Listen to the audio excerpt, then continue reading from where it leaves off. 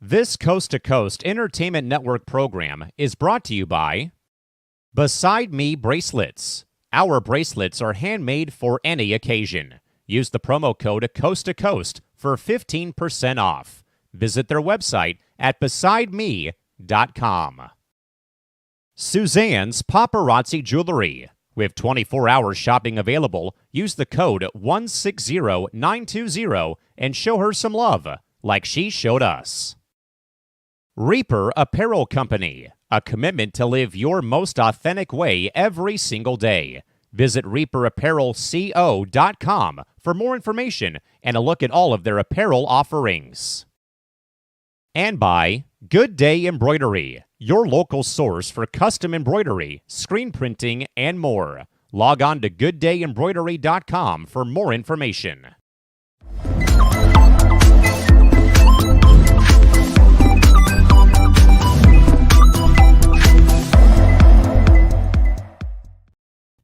Okay, we're streaming two shows at one time. Folks, it's March. Act like this is March Madness, where you have two games going on at one time. It is, of course, folks, a Monday night here in Southern California.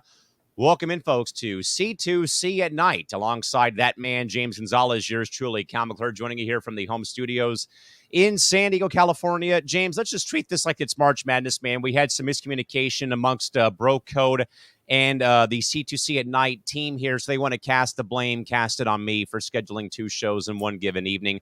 But James, good to see you, my man. How we doing tonight, man? As always, good to see you. Thanks for being here.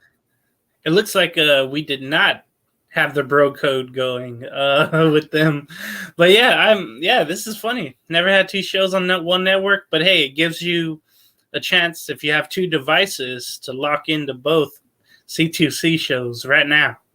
Hey, why not? I mean, we've been doing that for March Madness, so why not do it here on a Monday night on C2C as we await the next round of March Madness coming up in roughly 3 days time on Thursday when we kick off the Sweet 16. But of course, folks, housekeeping note for you again, we will have live cornhole coverage coming your way on May 4th from beautiful Eugene, Oregon, beginning at high noon in the afternoon. Join the entire C2C family of hosts for the live coverage of the 2024 Backyard Brew Games Cornhole Tournament, emanating live from Eugene, Oregon. Again, that'll be at 12 noon in the afternoon, once more on May 4th from Eugene, Oregon.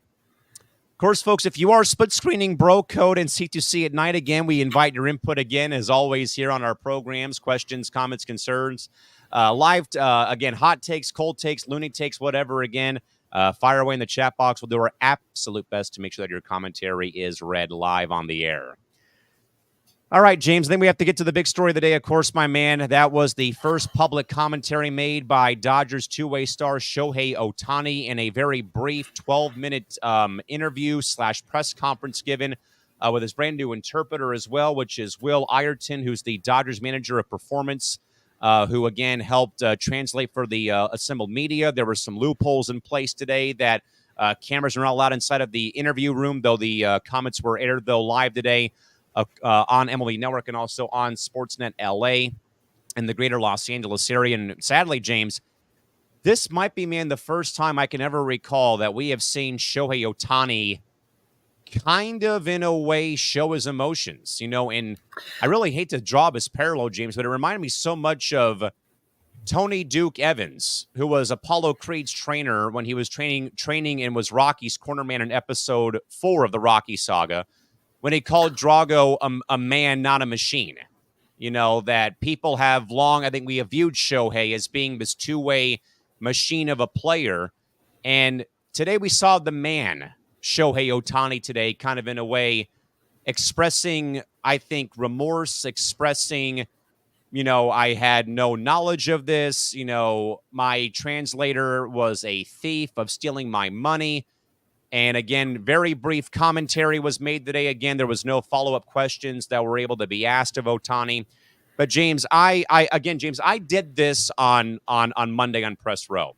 I literally put my Padre hat on to show people my allegiance. Mm-hmm. Again, take the screen grab, folks. I would go grab my Angels hat too, but it's out of my it's behind me and out of sight right now. But again, take the screen grab, to show your fandom of where you're at. And again, James, I literally did this, let it marinate for a bit, and then did this. Now it's talk. of what this all means for baseball fans and for the game itself. And James, I think that Russell Dorsey, one of the lead writers for Yahoo Sports, said it right, though. There is curiosity and there's confusion about this ongoing story. Now, again, James, I did point out that you and I, on our last episode on C2C at Night last week, we kind of were a bit standoffish and we kind of were beating around the bush, waiting for more to come out of it. But I think, James, I think it's good, though, that we talk about this issue now that Shohei has come forth with his remarks. Again, we saw a different side of Shohei Ohtani on Monday before the Dodgers and Angels hooked up for Game 2 of the exhibition freeway series.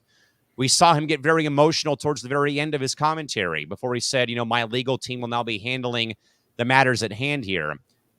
So, James, man, it's very tough talking about this as a baseball fan, man, and especially both, yourself being an Angels fan, knowing Ohtani being with your ball club for the past 6 or 7 seasons. Even in my case, again, him being a part of the first ever Major League Baseball game I got to announce as an announcer in my, very brief 14, 15-year career.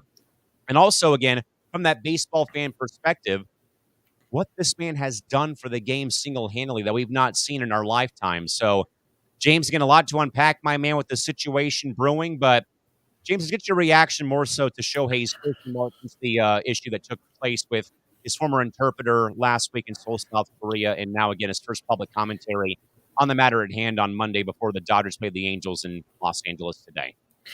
Well, there was one thing for certain, that Ohtani was going to throw his former interpreter that was fired, Epi, under the bus. And he did that right away.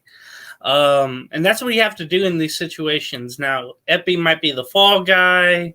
Who knows what the case is. As we have speculated about. Yeah, we're just speculating a bunch of things. And I think the thing that we took from his comments at the press conference, again, he didn't field any questions. This was a written statement, and he did it himself, by the way.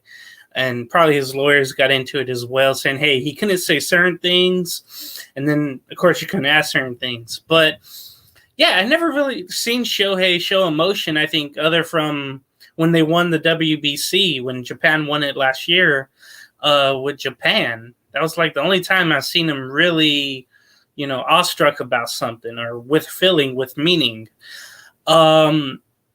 Yeah, so the first thing to me that stood out, of course, yeah, he threw Epi under the bus. It was not going to be a situation where, like, hey, this guy's my friend. This guy I trusted with my money or whatever the case is. The question is, why the hell did he have your account information, passwords, and all that? Why did he take 9 payments of $500K out of your account? There's all these damn questions that I want to know the answers. I'm pretty sure it will be a while before we know. But at least he came out, did Shohei, and, really say his innocence right away. I didn't bet on baseball games. He never bet on sports, which who knows if that's a lie or not. It might be the betting could have been done with, with others, like we've seen in the NFL, and players get in trouble for that. That could have been done. But at least it came out and addressed the media. Now, I was kind of shocked at how fast this whole press conference came about. I think many people thought, hey, he shouldn't be saying anything. He should be quiet about things, but it was good for him to get out there. I don't think that would have been, highly thought of. I don't think it would have been encouraged, especially if you're, guilty. I don't think it would be, but we don't know yet. Another thing, to say it was a theft allegation toward Epi, it just goes back to the timeline that Dallas Braden had all, last week, where, they say it was what Ohtani's lawyers claimed it was massive theft. Then Epi said he had no knowledge of, or Ohtani had no knowledge of his debt or gambling. I don't I don't see that. That doesn't really, work out with me. The fact that Otani Epi had a ESPN interview, I don't really like that part because you don't have Otani there. It's just a lot of things again that we're gonna have to go through. But at least Otani was there. It seems like he was transparent. It seems like he was, gonna say what he needed to say, at least to get that force filled up. The two things that the press conference, though, avoided, and I wish there was going to be answers, but you knew because of legal stuff that wasn't going to happen. So Joe Pompliano on X mentioned the two things. How did Epi have his access to his bank account for Shohei? That's one of the first things. Is like, I don't care who the hell you know as a friend, family, whatever the case is. Charles Barkley always says, once you start making money, your cousins that you barely know come out of the woodwork and want to, do business with you and all that. So I always think of that where it's like, hey, why the hell does he have your information? I could see if it's like, hey, if you're disabled or something. But, and I know Shohei is not really he doesn't care about money all that much. He made $90 million, I think, last year just with the Angels alone, 30 on his contract, 60 with advertising. And then the other thing, how did Shohei not notice multiple $500K payments leaving his account over several months, unless he okayed it all? So there's still questions. Like, okay, that whole thing with the Orange County illegal betting system, the checks, as you mentioned last week, were signed by Shohei. It's basically his money given to Epi. So that's where I'm kind of thinking, okay, Otani's saving face today, but there's going to be eventually a day where he can't defend this. If it comes out to be where, hey, his name is all written, everything. The man who tried to, make his illegal sports betting thing bigger was pumping up, hey, I know Shohei Otani, that guy hitting home runs in Anaheim and going to the Dodgers. I know that guy, or I know someone who knows him. It's crazy. So it was a good saving face by Shohei Otani today, but there's still major questions that I don't think anybody will ever ask him. And there'll probably be kind of a media, I want to say, blackout from Shohei, I would say, for a little while at least. I would think, Callan, that, hey, you can't ask him any questions.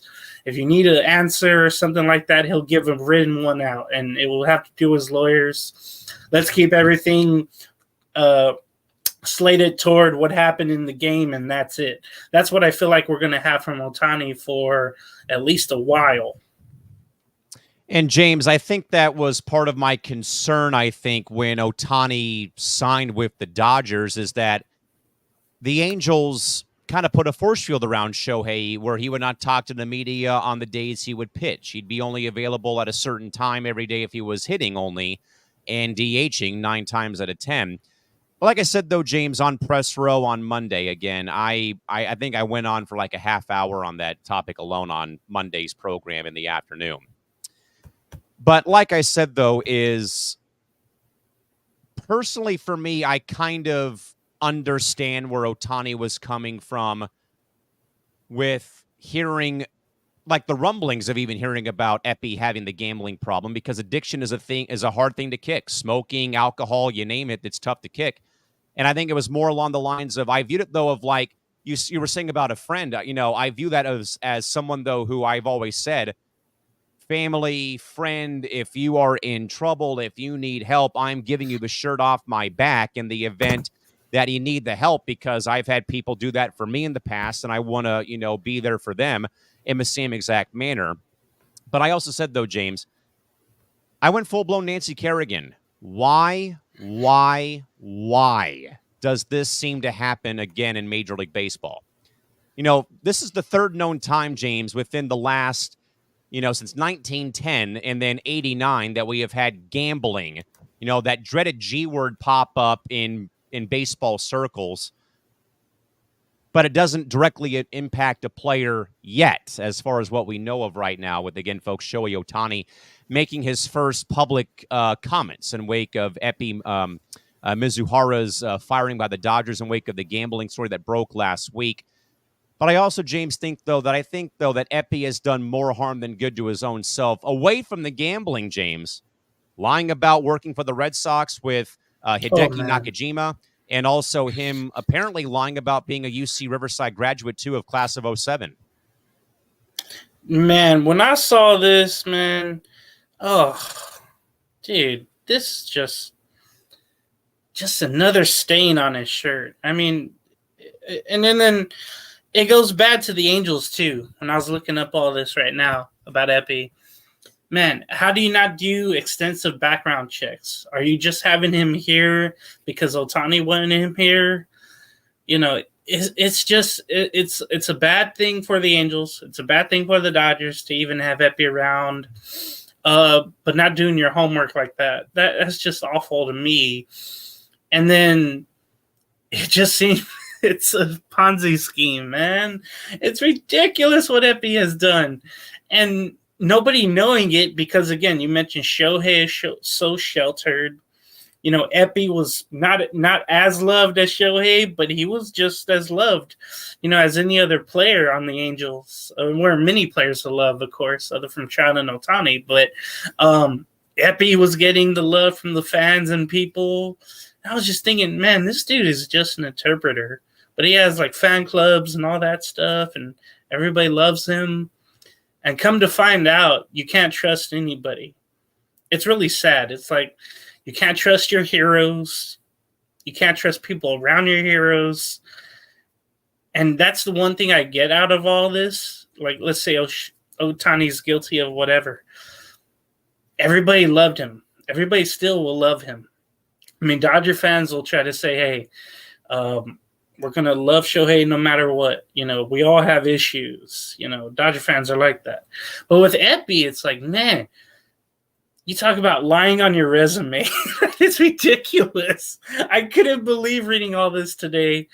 It gets to a point where you just start to wonder, like, okay, we got to check everybody for everything. Everybody's background. Everything has to be good from now on. And it goes back to Artie Moreno and the Angels organization. Out of all the things already that have gone wrong for them on and off the field, this is just another thing where now also you have to wonder. I know it's only speculation and people are putting, 2 and 2 together, trying to make something happen. But when you really think about Callan, there were some games and some starts Ohtani did not fare well in. And then, some big bets were made for the other team to win.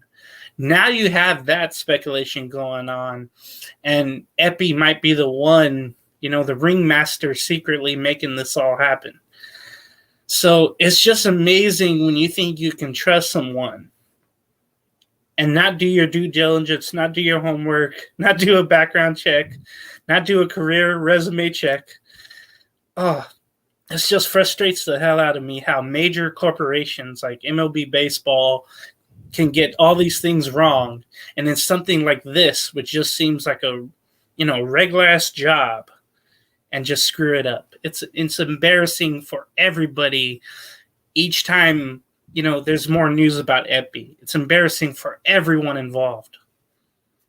And not just that, James. Think about maybe those times, though, too, where Ohtani left the start early. It could have been an actual injury, the dehydration or the fatigue. But now, though, you kind of wonder if this is a scene out of that NSYNC, Bye Bye Bye music video of the guys being controlled by the puppet strings. Is this a whole, entire operation going on, with these potential wagers that were being made behind the scenes by a guy within the organization, at those points in time. But also, James, the thing I mainly said, though, is that We can pile on Epi, we can pile on Shohei. But again, baseball's not safe from scorn. I literally ranted this afternoon saying, what's it going to be, baseball? If you're going to, claim to embrace wagering and gambling, you have these deals with, either DraftKings, FanDuel, Underdog, Prize Picks, whatever the gambling site is. You will now, in this new day and age, embrace the gambling now.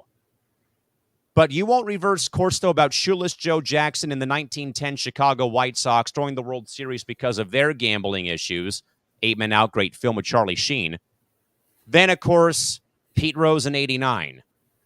So why is there this flip-flopping double standard going on at that league front office in New York? Somebody give me an answer from New York is all I would like to hear, because now here we are, James, for the third time in this sports history.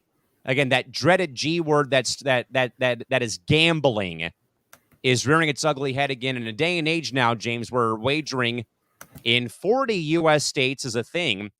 But as we know, James, legalized wagering is not a thing out here in our home state of California. Well, I found out, a couple of days ago.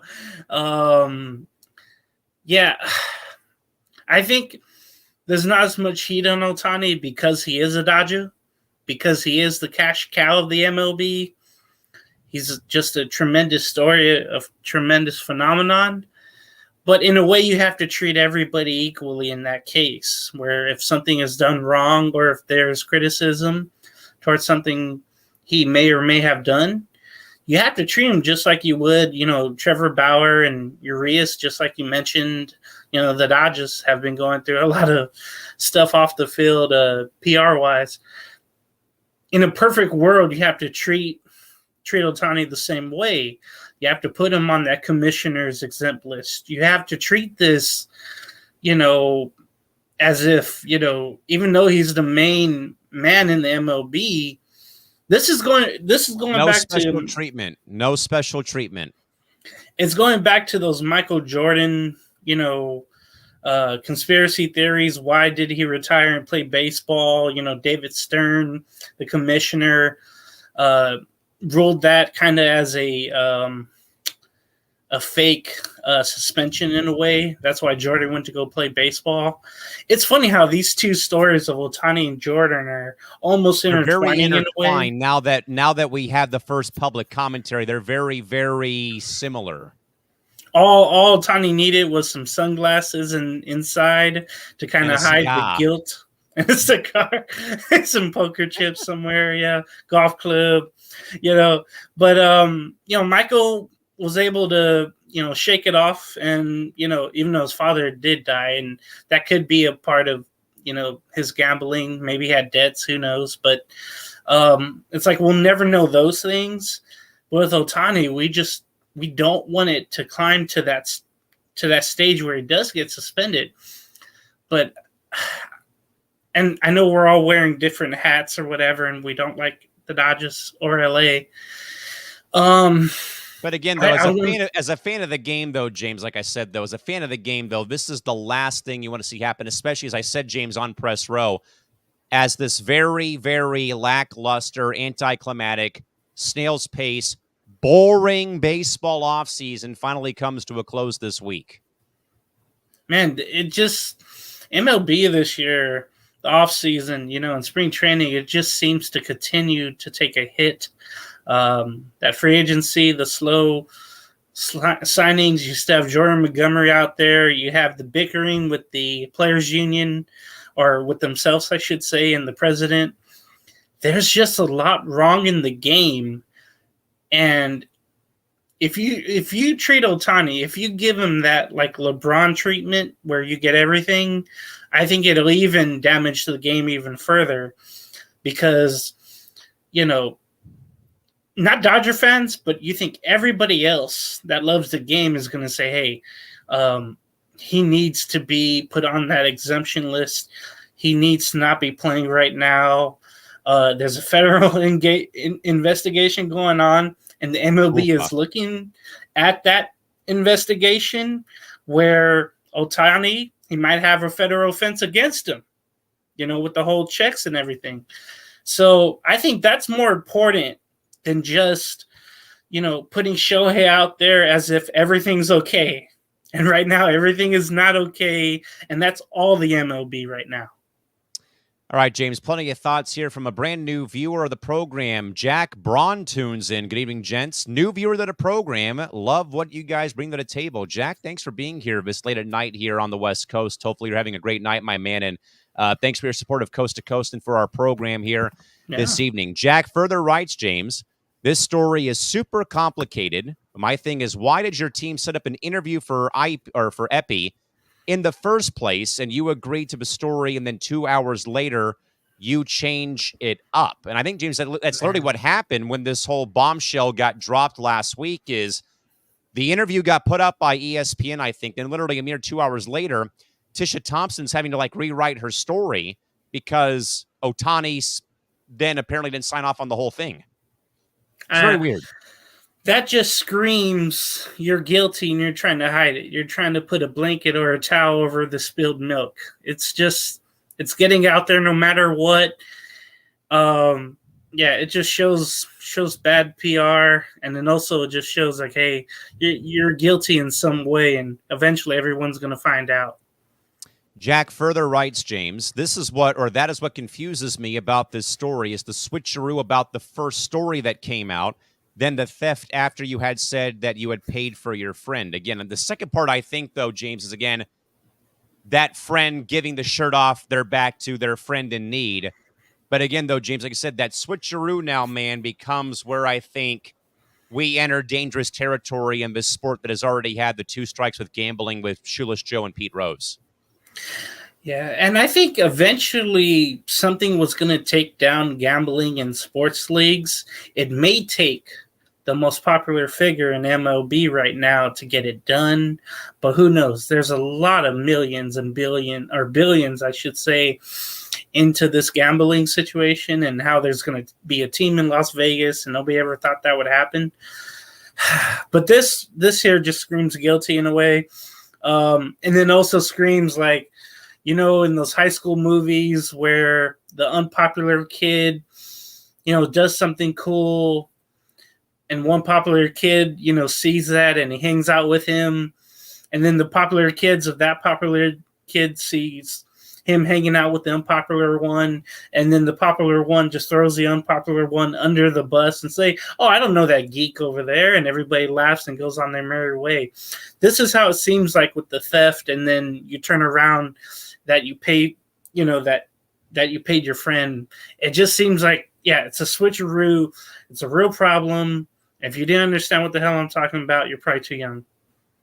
Jack also says, James, beyond shocked that Ohtani said all he did in the press conference, I thought he was just going to say that, quote, I can't comment, end quote, almost along the lines of Marshawn Lynch. I'm just here so I don't get fined. That's literally kind of like how it felt like at the initial going, though. But I mean, he did talk for over 10, 12 minutes. Yeah, and I think everybody gave him the admiration and praise of that, and that's at least what you can do.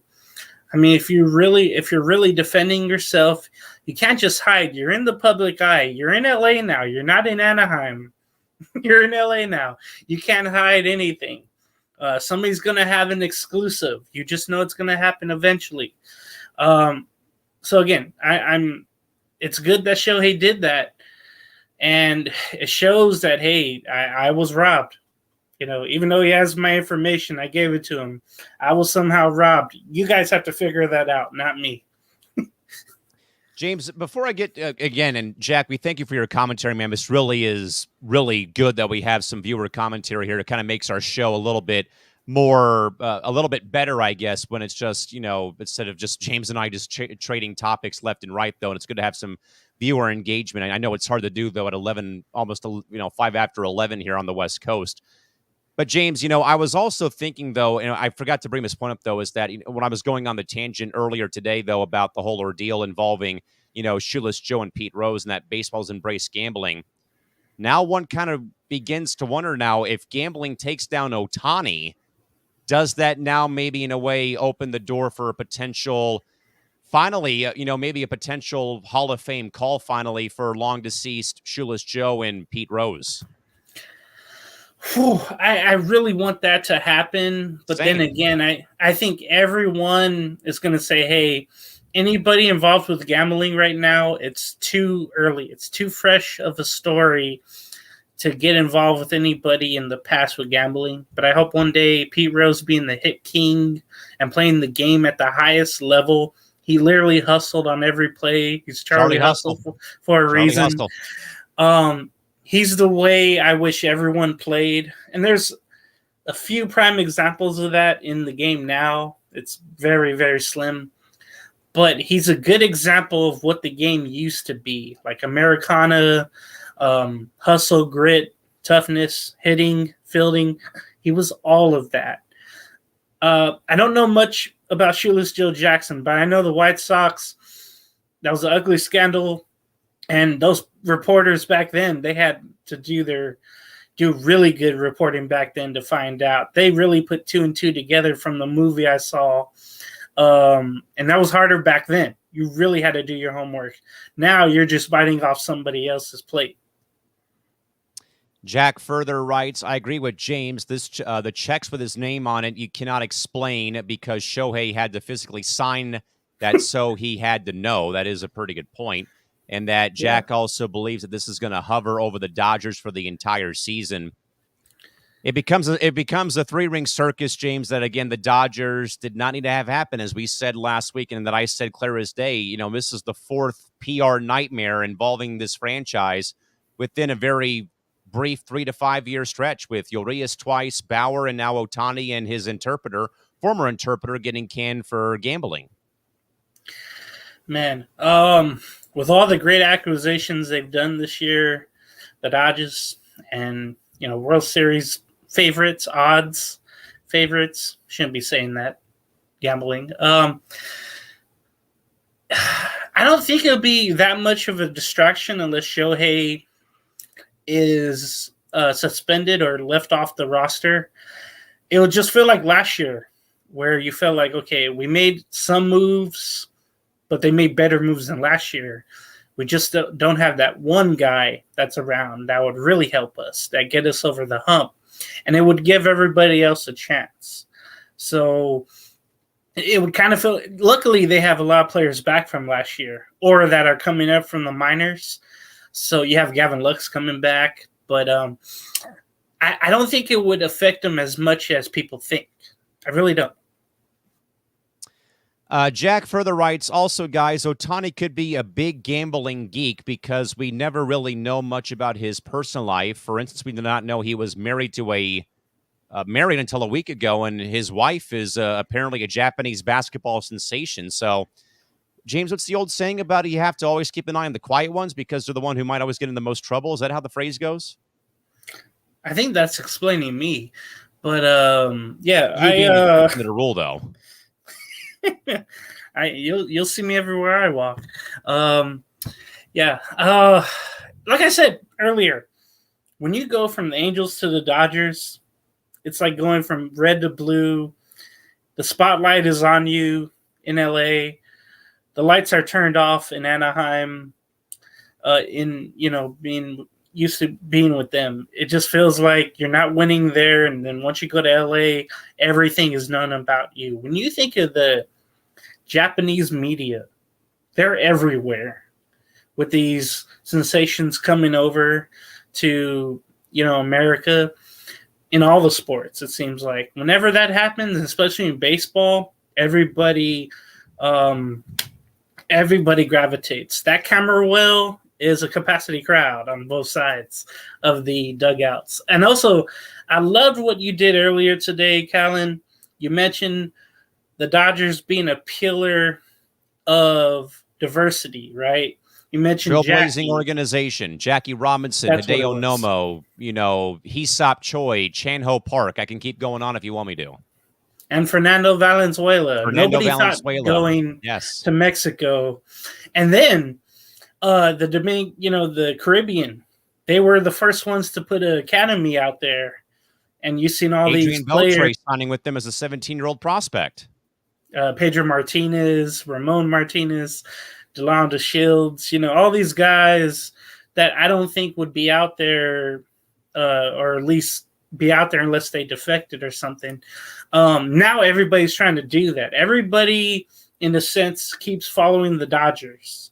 And you have that spotlight on you if you are the Dodgers. Everybody's trying to take what they can from you. And now you have this problem on your hands, and it's just wild. I was really happy for Shohei that we knew about the dog, but about him getting married, I mean, that must have took a lot for that to be so damn private. I don't know where you find some space, but it happened. She's a very beautiful woman, man, but there's a lot of pressure on the couple now. Jack wants to know if Rose bet on his team to win or lose the World Series. I believe, James, he bet on them to win it, I believe, if memory serves me correct. Well, he was a manager, but it was before that 1990 World Series. So this must have been regular season, and I don't know if any of those teams he managed ever played in the playoffs. So I cannot recall, but I know he was betting on his team. I think it mattered really about the starting pitching. It's just like if we talk about, Shohei Ohtani's pitching for the Dodgers. Horrible Patrick Sandoval's pitching for the Angels. Obviously, you're going to pick Shohei. So even though I'm the Angel manager, I have to go with, Shohei winning that game. So I'm going to put my money on him. It's little things like that probably happened with Pete Rose. And it's probably it was much easier probably back then because nobody really suspected it. Nobody really thought that it was going on. And I got to watch more about that coverage. That's got to be brought up again. But I think that's going to further hurt Pete Rose from ever getting in the Hall of Fame. This has now hurt Pete Rose. Jack also wanted to remind me about Wander Franco. Jack, I agree, buddy. I was mainly talking about Ohtani and this mess being a PR nightmare for just the Dodgers, not for the entire league mainly, because the Dodgers have been dealing or have dealt with Julio Urias twice, Trevor Bauer, and now this fiasco. So that's 4 different incidents happening within a 3 to 5 year span for, again, James, a franchise, like I said, who is held to such a high regard in Major League Baseball. Again, a franchise, as we have just talked about here, breaking barriers, trailblazing the way forward for Jackie Robinson and for African-American ball players to play in Major League Baseball when Branch Rickey signed Jackie back in the day. And then, of course, the Asian influence of Park and Hesop Choi and Hideo Nomo. Then, of course, you brought up again, the Dodgers put the academy in the Caribbean and over in the Dominican Republic, and again, got those big-name guys like Beltre and Pedro and Ramon Martinez, and then, of course, going to Mexico to get Fernando Mania. But and the whole Wander Franco issue, though, James, that's a whole different can of worms right now. And also, Jack asked, do you guys believe that Ohtani gets booed at every ballpark he goes into, like the 2017 Astros and even the Astros now? James, I would say it'd be tough, but I can think of 2 ballparks, maybe a third. San Diego, California, San Francisco, California, and after his first at-bat in Anaheim, California. I don't think the Angel fans would boo him. I don't think there's that fan base is strong enough. I don't think that's going to happen. Plus, the majority of fans are going to be Dodger fans in those 2 games at Anaheim, so I can't see that. But the Giants definitely at Oracle Park, unless the Dodger fans take that over.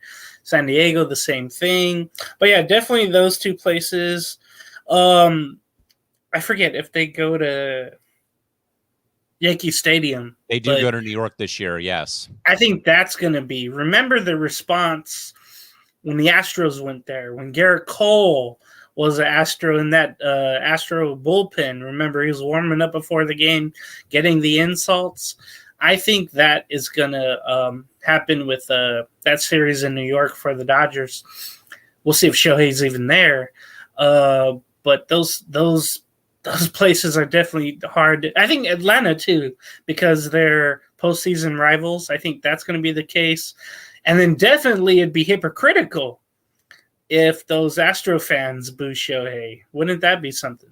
I was going to say, what about Houston? Yeah, that would be something. Like, hey, you did something. It's like that Spider-Man meme. Like, you did something wrong. No, we did something wrong. Friends? No, okay. So and it's funny because I predicted, the Dodgers and Astros would both go to the World Series this year. So imagine that. Guilt all over the field and in the stands. That'd be amazing. That would be something. But I would mainly think, though, Jack, it'd be probably San Diego for the fact, though, of that this is now a budding rivalry. Don't believe what you hear from Dave Roberts. There's been 2 playoff series in a matter of the last 4 years, in 20 and in 2022, where both teams won respective playoff series. In the COVID year in Arlington, then, of course, the Padres won in 4 games here in San Diego. And to quote the late great Peter Seidler, slayed that dragon finally up the 5 in 2022. And again, the talent influx between San Diego and the Dodgers now, and the gap has been closing for quite a few years, despite the fact of what the Dodgers have done, though. And then, of course, San Fran, they will boo any Dodger because that has been a rivalry since 1958. James, before we move on here from baseball, I did, though, want to get your thoughts real quick, though. The Padres did on Saturday hold the public memorial and celebration of life for deceased owner Peter Seidler, who again passed away kind of unexpectedly in November of last year at the young age in his early 60s again, though, but he was a 2-time cancer survivor. But James, I watched the ceremony when I got home from work on Saturday, and it was quite honestly hard to kind of keep it together for the fact, though, of that when Peter Seidler and his group bought this club in 2012, there was no sense of direction here for the Padre Ball Club. They were, coming off of, 2 years ago, having their hearts broken by the Giants losing their lead in the NL West. They choked away that lead. They had to go up to San Francisco, sweep that series to force a play-in to get into another play-in to even get into the postseason, and they won 2 out of 3 games. And obviously, we saw the Giants win the World Series that year. Then from that year forward until 2000, or practically from 2006 till 2020, there was no playoff baseball here. But with Peter Seidler coming to town, though, with that group, though, it was a new chapter that began bearing fruit 3 years later again. The trades for Will Myers and Matt Kemp, Will Middlebrooks, Derek Norris, James Shields, and, of course, it didn't quite pan out in 15. Again, they canned Buddy Black about a year or roughly halfway through the season that year because of the record being where it was. Then they went through another rebuild between, 16 and 2019, and then they stockpiled Hosmer. And then, though, James, that's when the tide began to turn. They signed Eric Hosmer off a World Series trip in a couple of World Series runs in roughly 2017. Then they stun everybody out there by getting Manny Machado in 2018, 10-year contract. They make that trade, though, too, for a then 17-year-old Fernando Tatis Jr., who then got a 14-year contract extension. And, James, I will probably argue with anybody and say this. Not since Ray Kroc, 40-plus years ago, has there ever been an owner in Padre history, maybe other than John Moores and Larry Lucchino, what they did in the late 90s, has there ever been an owner in my lifetime who actually invested in making the Padres a better baseball team?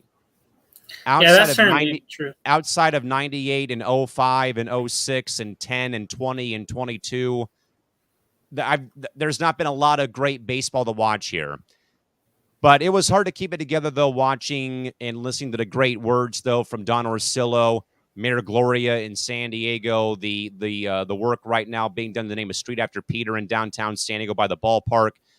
But also, James, not just Peter, the baseball owner, and what he meant to Manny Machado and Joe Musgrove when they spoke on Saturday, but what Peter also did, though, for the city. Talking to the homeless population at midnight. He'd be walking around downtown, jogging or on a run, talking to these homeless individuals or unhoused individuals And then he began like talking to city leaders about what we can do. And he began at like a Tuesday get together club that was part of helping fund homeless outreach programs like the Alpha Project and the Lucky Duck Foundation here locally in town. And I remember though, when Peter passed away, the Padres announced that they were going to raise money for a legacy fund in Peter's name that would help combat the homeless issues here that is gripping San Diego and the state for that matter. So James, we've endured Tony Gwynn's passing a decade ago. We've endured losses of Kevin Towers. We've endured losses of Rob Peachlow from the 98 Padres. There has been Gene Seau here locally in 2012 when he took his own life in May of 2012. So, James, how will you remember Peter Seidler and his impact here on the Padres and for that matter, James, across the whole sport of baseball? I also remember that 2014 year. Also, the Padres lost Jared Coleman, and I thought, man, Coleman and after Coleman and Gwynn was gone, it's like, man, that's like two pillars of your franchise there. At least growing up, that's all I knew about them from growing up in LA. But I got to see a little bit of this ceremony.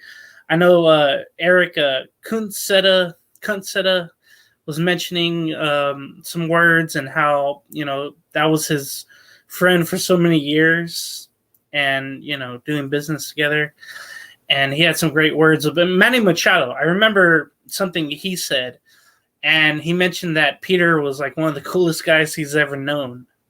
What's funny too, like, it's weird. I remember some spring trainings, you would see Ralph Sampson randomly at Peoria, and Ralph Sampson is a former NBA player. But I think he was friends with Peter Seidler. That was amazing to me. I'm like, oh, that's Ralph Sampson. Why the heck is he there? Well, I think Peter kind of was loved by everyone, and you could tell. And Joe Musgrove, I remember hearing one thing saying, even though he was from L.A., he was one of those San Diego pillars for San Diego sports. We had one owner take his team out of San Diego, and then Peter, quickly turned that negative into a positive for San Diego sports, making the Padres one of the most popular teams in the MLB. Especially now from 2019 to where they are now. Like you mentioned, he put a lot of money into this team, and no one ever did that. I know Morris tried to, but there was no way to spend at that time. I thought that was going to be a great thing, but it turned out very short. You had the owner after that. I forget his name. Morad Group. Yeah. Sandy Alderson and Jeff Morad. Yeah. No, the other one. The gray hair, kind of short dude. I forgot his name. But he was kind of spinning there as well. He was right before Peter Seidler. I know he tried spending, but it wasn't enough. And now you have Peter there. I remember last year he was interviewed during ESPN Sunday night game, and I'm thinking to myself, boy, you never see anybody interviewed, from the Padres like that. Let alone the owner of the team. Yeah, the owner of the team at Dodger Stadium. Of course, he had his relationship with the Dodgers in the past, and I knew about that, only knew about that from last year. But he showed a actual concern for winning. He let A.J. Preller, what the kids say, cook. He let them do whatever they want. And that was a great thing because, like, our team or our time with the Padres here, it hasn't been good. Like, once Peter, though, came in, there were things happening. Like, the payrolls were going up. There was more fan interest. There was something going on that everybody was going to love. So I got to hear more about it, but I was saddened when I heard about it, and now because the payroll's lower, I'm wondering what the team's future is going to be with all these, big contracts and the $100 million less, whatever the payroll is. I'm kind of worried about the team even more now without Peter Seidler in place and gone. I do like the logo. I saw it, what their patch, what they're wearing, and then how it's outside Petco Park and all over the ballpark there. So we're gonna remember him for a while, and what he really did great for San Diego to even give the Padres a chance of competing with the Dodgers, with the big boys of MLB. Seidler did that for all of us here, and it made the Padres like really respectable again, but more of a threat to everyone else. And that's how I'll remember him.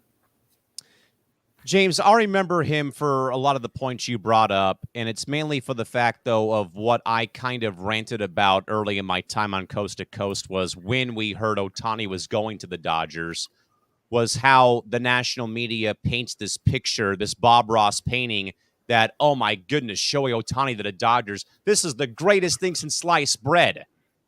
Yet, though, they criticized, they nitpicked, they picked apart Peter Seidler for spending money on Manny Machado and Eric Hosmer and, Fernando Tatis Jr. and Xander Bogaerts and re-signing Yu Darvish and Joe Musgrove. All these moves, James, got picked apart, pulled apart, and put through the shredder by the national media, who said, San Diego, how are they going to afford this? They can't sustain this stuff. And I even heard Dick Monfort, probably one of the dumbest owners in sports with the Rockies, even say, yeah, that's cool and all, but, we're content on winning 52 games and, keeping our payroll low, keeping our payrolls low, because San Diego, they can't sustain this crap, basically. But I love, though, that Peter rolled the dice. Like I said, James, there's not been a lot of that here in San Diego, other than when Ray Kroc bought the Padres to keep them from going to DC. He kept them in town. He would get on the PA mic and take over for John DeMott and just rip his own team over the PA system at Jack Murphy Stadium back in the day. And then it bared fruit in '84, but of course Ray had passed away, though. And, one kind of wonders if there is any weird correlation here that, 40 years now that the Padres were in the World Series for the first time and an owner passed away. Here we are now 40 years later, kind of, and an owner passed away. Could this kind of ragtag group of, veterans with some intriguing young talent like Jackson Merrill go to the promised land and finally give this town their first major sports title since '63? Who knows, though? But I really, though, James, like I said, I got very teared up, though, hearing Manny, hearing from Joe, hearing from Mike Schulte, even then. I do think, though, I got a little bit rattled, though, hearing from A.J. Preller. Here he loses his boss, who gave him the freedom of like, hey, go make it happen, kid. Here's the money. Take it and run with it, man. And again, that was something that has never really been a thing with the Padres. Again, Kroc did that in the 80s before he passed before the 84 season began. It happened with John Moores and Larry Lucchino when they got Kevin Brown in '98 from the Marlins. They made that 14-play trade with Houston for Caminetti and Finley. Like in '95, '96, they won the division title. Then, of course, James, that ownership group got Petco Park built 20 years ago, here in San Diego. And then, the tides changed, though, after John sold the ball club and they had to reduce the payroll. The club was, all about the future. It's about the future. It's about the prospects and the prospects. And, I'm going to Padre games for $10 to watch Corey Spangenberg play and, Manuel Margot play and all these young, budding, minor leaguers play and just get walloped and crushed by the big bad Dodgers or the big bad Giants for all those years. And now, though, James, there's a team in San Diego who has star talent like Machado and Tatis, Cronenworth and Kim and Bogaerts and Musgrove, the hometown kid, and Callan, McClurg's favorite teammate from youth ball, and Yu Darvish. Like, they have established teams that you probably 10 or 15 years ago, James, never would have thought would be in this market. Man, I still remember 2008 when all those Beavers came up from Portland, came down to San Diego. I'm like, man, once Khalil got hurt and Adrian Gonzales was gone, where do you go from here? And you have Anthony Rizzo for like half of a season, and he's gone, and you saw what he was able to do. But, yeah, it's amazing how, AJ, even though he's failed a lot, Seidler trusted him, and then he actually, succeeded, did Preller, in actually making the Padres a known name franchise where, okay, this is a destination. Not traded here, but actually to sign players here. That was never, ever happening. If it was like for Orlando Hudson or, Jason Bartlett. Yeah, Bartlett, or, Carlos Quinnen or whomever. No, these are actually like top tier players, coming to San Diego. Some, like you mentioned, we haven't seen since '84 with Gossage coming here and Nettles. There's just no way of that happening throughout. The correlation is crazy about the 40 year. It's also the 20th year of Petco Park. And then I can't remember if it was AJ Preller that mentioned we're gonna win it for him. Yeah. Speaking about Peeler, I think it was AJ. Yes. Yeah, so that's one thing I'll remember definitely from the ceremony. Out of the other things I heard is that they have a purpose and they're playing the season for him. I forget where the patch is, but they're definitely playing for him this year.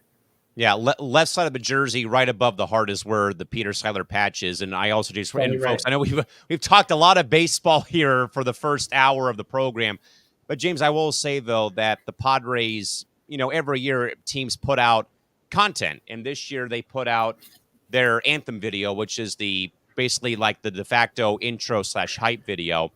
And the Padres, the hashtag is For the Faithful. Again, Friar Faithful has been a kind of long sustained name for the Padre fan base that goes back to when we had the Keep the Faith slogan back in the 90s at Qualcomm Stadium in 96 and 97 and 98. But the video, James, opens up though with a shot of the Giant Dipper at Belmont Park and then a hand touching the sunset. But the voiceover you hear is Peter Seidler giving a speech, I think, at a press conference. Wow. And I don't remember the exact quote, but it goes on the lines of like Peter saying, I think he was like responding to someone about like, hey, you've been kind of put through the meat grinder by the national media and by your fellow owners for your, egregious spending in this market. Do you have any thoughts? And I think Peter said, well, with the utmost amount of, respect and humility, we're here to win a title, and I expect nothing less. And now the Padres, have the PS, you were talking about the patch that is up in between the team logo and the Jerry Coleman Memorial at the press box, right near where I think Ray Kroc's initials are on the press box wall. The Padres also have that now in the dugout as well. And also in Peoria, I think now even at Petco, they have that famous quote from Peter Seidler that says, one day the baseball gods will smile upon San Diego and we'll have our parade in front of the locker room. And then at the very end of the video, though, James, which was cool, they did like a very quick panorama of the beach, and it had all these for this. And at the very end, it said, because it was going through this is for the city, the county, Baja California, for Trevor. They even put for Trevor Hoffman in there, which was cool. But the last two names, for Tony, for Peter, for San Diego, and then for the faithful. So definitely you can tell, folks, that the Padres are going to be playing for Peter Seidler this year. And as AJ Preller said, they're going to try to win one for that man this upcoming season. All right, James, NFL topic today, I should say, my man. Rule changes have been confirmed by the NFL owners today on this Monday over in Florida. Teams will now, James, get 3 challenges if they are able to win a challenge in the game. But also, James, we talked last week, though, that the swivel tackles or the rugby tackles have now been officially outlawed and banned. That will now result, though, James, in a 15-yard penalty, per the reports here from ESPN.com, if flagged in games. But right now, Troy Vincent, the NFL's executive VP of football ops, strongly implied last week that is likely to be enforced, similar to the use of the helmet rule, which typically leads to warning letters and fines in the week after a game rather than flags during the course of play. And also, James, if there is now offsetting fouls in the NFL, per the reports gathered here as well, including if one of the fouls is a post-possession foul, so after the play is over, by a team during a scrimmage kick, the team last gaining possession will keep the ball after enforcement for its foul, provided that it did not foul before last gaining possession. Of course, James, we talked about the hits, though, being a major thing. So, James, what do you like or dislike about the rule changes for the NFL coming up in 2024? That last one I like because I thought it was so unfair to a certain team. Like it would have been a big call, if one penalty was, stricter than the other. So I do like that. I love that one. And I might be the only guy or person that likes the new rule about pretty much banning the hip drop tackle. I was reading all the comments today on Instagram and on YouTube, and people of all ages, older, younger, all races, everyone, hate it. Because they're like, oh, what are we supposed to do now? Being a defensive player. How are we supposed to catch people from behind? Whatever the case is. It's just, you have to look at it in a common sense matter where this tackle has led to so many season-ending injuries, possible career-affecting injuries. How is nobody seeing that? And again, they always say, oh, put a jersey on, like Warren Sapp used to say. Or you never played. You never put on a jockstrap. Well, whatever, fine. But I'm just seeing it from the value of the NFL.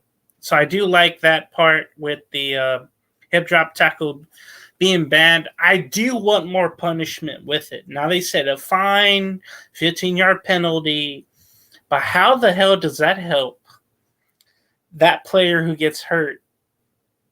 How does that help that team? Exactly. That's what I don't like about it. You're putting a Band-Aid over, having heart surgery. That's nothing. You can't do that. It's just ridiculous. I would want more. I literally, just like college targeting, I would want him out of the game. Now, I know you're going to have players, when it happens, you're going to have those players who got tackled, maybe fake injury, so you get a player ejected. Maybe that's the problem with it. But I want a fine. I want a suspension of at least one game when that happens. I really, really do. And especially for those tackles when a quarterback is sliding and then they get hit, and especially in the head when it goes helmet to helmet. And you could tell the defensive player throwing his elbow out with intent. You could just definitely tell it's meant to happen. That's only a fine.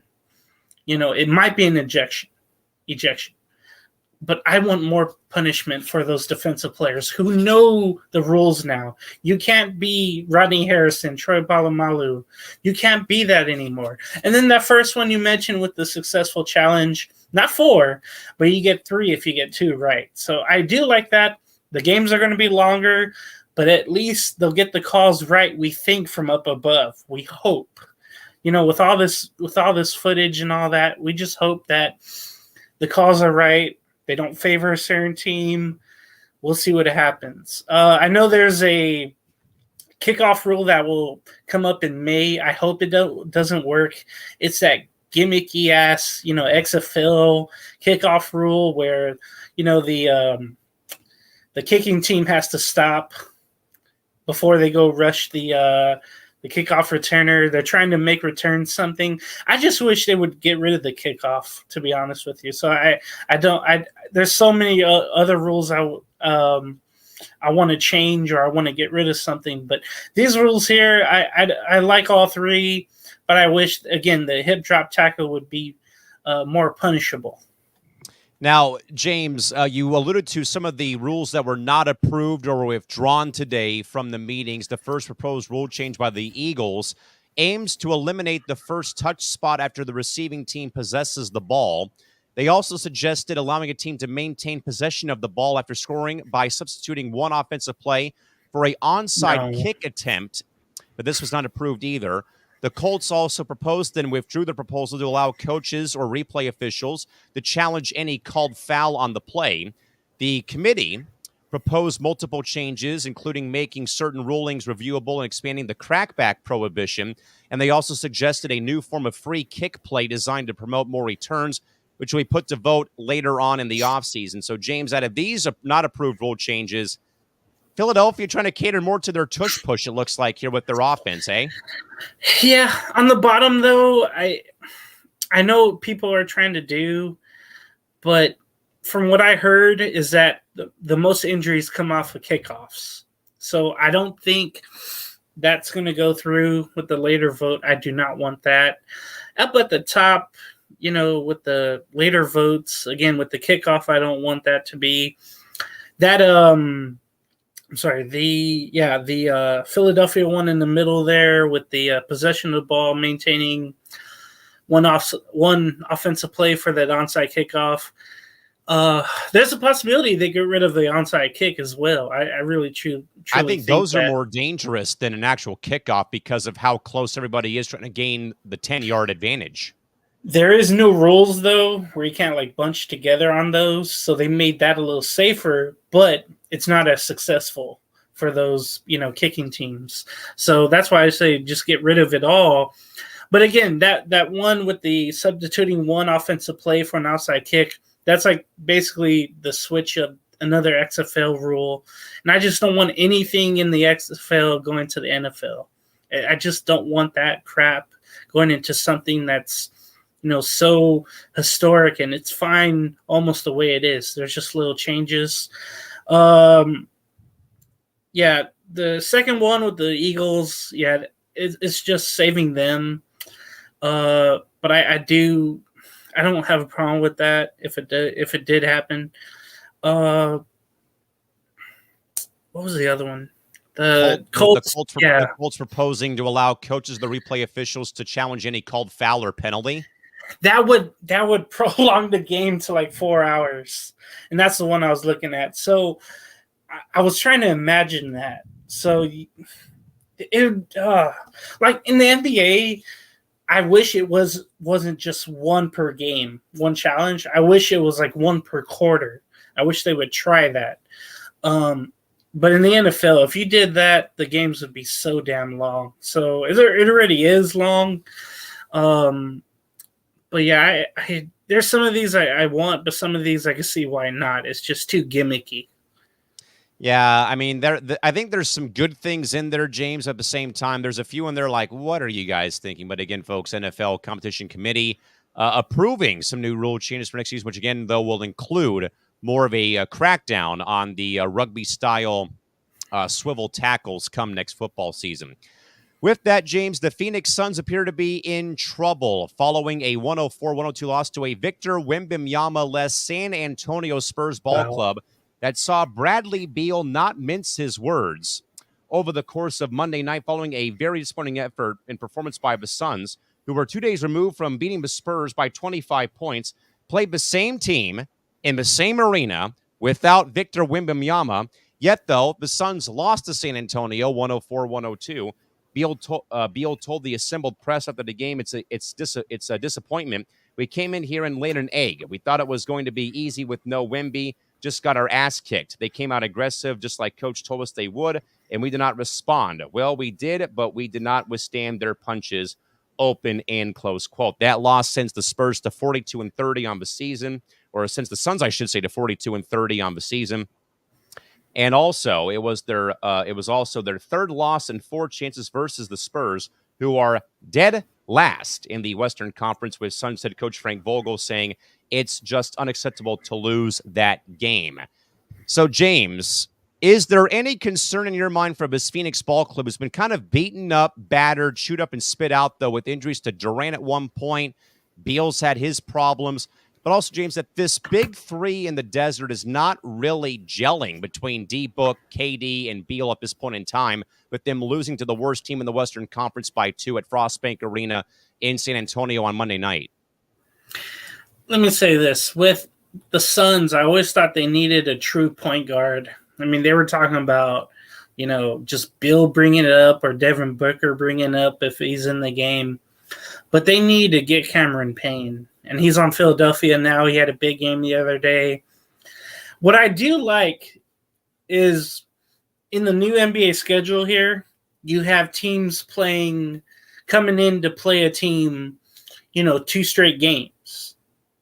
So 2 days, like you mentioned, 2 days ago, the Suns played the Spurs and beat them by 25. That kind of gave the Spurs a little momentum and a little, not momentum, but it gave them more of a clarity of what they should do to, if we play them again, we can beat them this way. And to do it without Wemby, that's pretty cool. Because all we've heard about the Spurs, it's like, man, all they have is Wemby, and then everybody else is holding him back. It just sounds like that way in the NBA circle. It's like, man, they got to put somebody with Wemby. But look at that. Without Wemba, the other guys do the job. That's pretty cool to see that, because those other young players they have, like Vassell and whomever else, it doesn't matter. But all those guys, they're looked at as like nobodies, and they're in the way of Wemba. And then it's embarrassing, too, for the Suns. I know a lot of teams do this where they try to put big threes together. But then when you don't put position players in the right position around them, you really don't have anything when you really think about it. Because let's say a star gets in foul trouble or is often injured like Bradley Beal, you have nothing. And then you scramble and you try to put something together that's just really just a mess. And that's what I feel like the Suns are. I mean, they're trying to stay out of the play-in tournament. They keep going back in and out. And it's almost a threat like, hey, they tried this before. And adding Bill, if he's not there, it's just going to be like the years before, where they keep losing in Game 7s in the playoffs, not making it even to the Western Conference Finals. Now, I had higher aspirations for them. Hopefully this could be either a launching pad where they can get their stuff together, or KD will be that, coach killer and, get Frank Vogel fired. Basically what KD did in Brooklyn, it may happen in Phoenix, where, Vogel's one and done, and they'll just find another sucker to coach these guys. But man, it just shows like there's a lot of dysfunction, it seems like, with that Phoenix locker room. And none of those guys on the team, the veteran guys, know how to get through it the right way. They look out for themselves, or they do what they want. And that's what I could see happening with the Suns right now. Yeah, James, losses right now piling up in the middle of, at the end of March, at the very end of the regular season, does not look good for any team. And again, James, we kind of talked, I think, here about a week or so ago here on C2C at Night about this very wild and loony Western Conference races. Again, I picked that I was more in favor about the race with the top overall seed because we had some new faces in there with Oklahoma City and Minnesota, with Denver right behind them. The Clippers were close by. Then you cited, though, with the play-in tournament, because you're talking about a star-laden play-in tournament. Lakers with LeBron and AD, Dallas with Luka Doncic, the Spurs in there, and then Golden State being in there.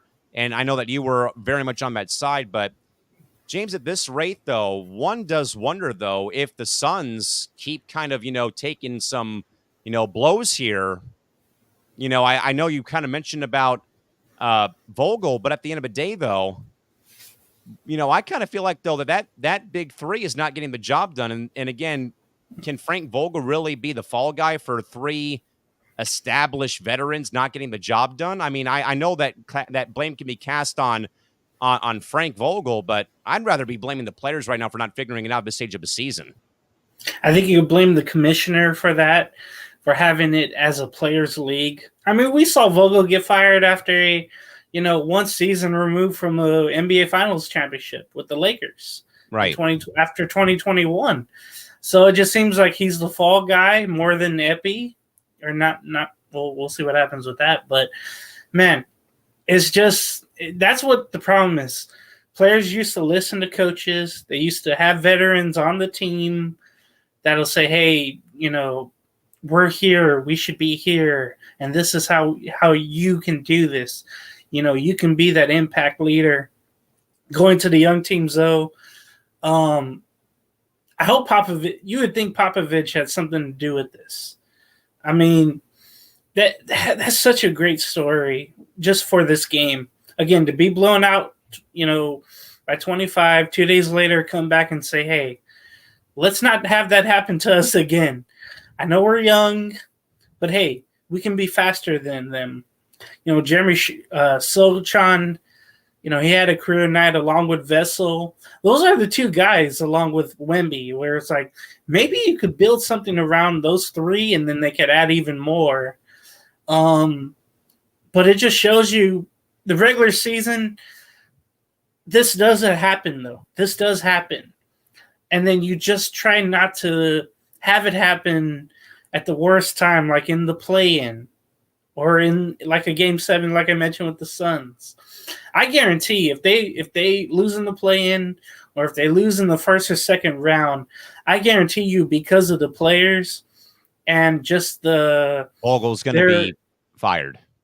Yeah, their mindset, that Vogel's going to be fired. That's easy. And James, why do I feel like, though, that Frank Vogel is like the absolute ultimate epitome of fall guy in the NBA? Wasn't he blown out of Indiana after a playoff series loss, and Chicago after a playoff series loss, and Lakers after they won the title? Like, I'm noticing a very unfortunate trend for Frank Vogel, who I think is a great coach. Yeah, he doesn't have that standard. He should be respected more. Everybody seems to love him at first, but it's those players' egos nowadays that just gets in the way. I do remember him with Indiana. I don't remember him with Chicago, but I remember in Indiana, that was literally a team that had their run, but they would always run in to Miami. LeBron James and the Cavaliers or the Miami Heat before that. And you just knew eventually, Roy Herbert would have to go. Danny Granger's always injured. Paul George had his, catastrophic injury in Team USA. You just knew that was a different scenario. The last two for Frank Vogel here with the Suns and with the Lakers, those are just based of players not having that winning mindset all year long and just sleepwalking through games in the regular season. But I think more credit goes to Coach Popovich and those young players, and they've heard probably, on X, or they've read on X or heard somebody on, Instagram and social media saying those guys aren't helping Wemby at all. Those guys should get traded all out of San Antonio and go learn Chinese, buddy, and all that. I think they all took that personally, and they just balled out for a Suns team that just wasn't focused enough. So it's a tale of two teams right now. Back to the comment box. Jack is back. He says the Colts proposal in the NFL segment would have made a game go 3 to 5 hours long with a replay on every single play. He also says, fun fact, gents, Phoenix 0 for 3 on the year against the Spurs. Ouch. That hurts. I did not know that. I must have read that wrong about the meeting 2 days before. I thought the Suns won by 25, but evidently the Spurs with Wemba beat him by 25. Crazy. And then without him, you would have thought, okay, we'll get it back. The Suns can turn it on at any time. But if you have the same attitude and the same readiness like the Spurs have, you could be without your main star, but you can see what you were successful in, make the adjustments, and then just take over. And it's funny too, because this could be like the Spurs' playoffs in a way. A 2-game series like that, you could just say, hey, let's use this for the future too. Let's say, hey, we beat the Suns, who everybody's crowning in the offseason. Let's use this as a launching pad to better things in the future. So then, though, James, Jack lays out his conference. He first writes that the play-in tournament would have significant ramifications in the Western Conference. If Phoenix loses, would be a massive disappointment and Vogel one and done.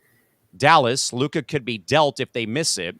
Lakers, LeBron could leave. Darvin Ham fired if they miss the playoffs. Golden State, Klay Thompson could leave and the Warriors core could break up. All 4 teams, whichever 2 of them loses, would have massive ramifications for missing the postseason. James, which of those teams has bigger ramifications if they don't make the postseason, to Jack's point? Dallas, Lakers, the Warriors, or the Suns? Well, definitely the Warriors, because Klay Thompson is a free agent. You want to talk about salary cap hell, too. Yeah, and Andrew Wiggins has and Draymond Green is 2 suspects in that case. I heard, James, real quick, that they're paying 110% in luxury tax right now with those contracts on their roster because of the cap. That's why they're the only team that charges the PSLs at Chase Center. They're the only NBA team that does that. They knew what money they were getting into, charging those horrible. I feel bad for those fans there horribly for paying for that in San Francisco. But yeah, you're paying Wiggins so much. You're paying Draymond Green so much when you could have let both go and start over younger. But yeah, Klay's a free agent. Don't know if you'll keep him around. It just seems like it would seem weird. But I think there's a way that he ends up somewhere and his career isn't the same anymore. And then Curry just goes off into the sunset alone, basically. So I think the Warriors, yeah, they're definitely, if they're one of the 2 out there, possibly in deep trouble. Because the Suns have Bill and Booker and KD already locked up, at least for one more season together, that's not really a problem. And then for the Lakers, they just go through coaches. Like we already talked about Vogel, it doesn't matter. LeBron's going to come back. I can't see him going anywhere else. He has too much tied into Hollywood and Southern California. It's not going to happen with, Bronny being at SC. But man, with the Mavericks, even though they get past the first round and all that, Kyrie and Luka, it's just never going to work out. And it's Luka being more, ball heavy every time. But then you have Kyrie trying to do his thing. And then you have other players like Hardaway Jr. and whomever just being left out. Kleber just, setting up for a 3. And it may work in the regular season and they'll win some great, cool games and maybe mess around and win a playoff series. But you saw last year how, they missed the playoffs. They set their 2 stars. They were trying to get a better draft pick, I'd find. But it shows you like Kyrie, KD, it's like the same thing in Brooklyn. They're both hurting their teams. But I think Dallas, because of Kyrie's situation, he's never satisfied. He's never still on the team. There's always something wrong. So I think the Mavericks, just because of their situation right now where they want to keep Luka happy and they've made moves, but is it ever going to be enough? Is Luka going to ever be successful without him being so ball dominant?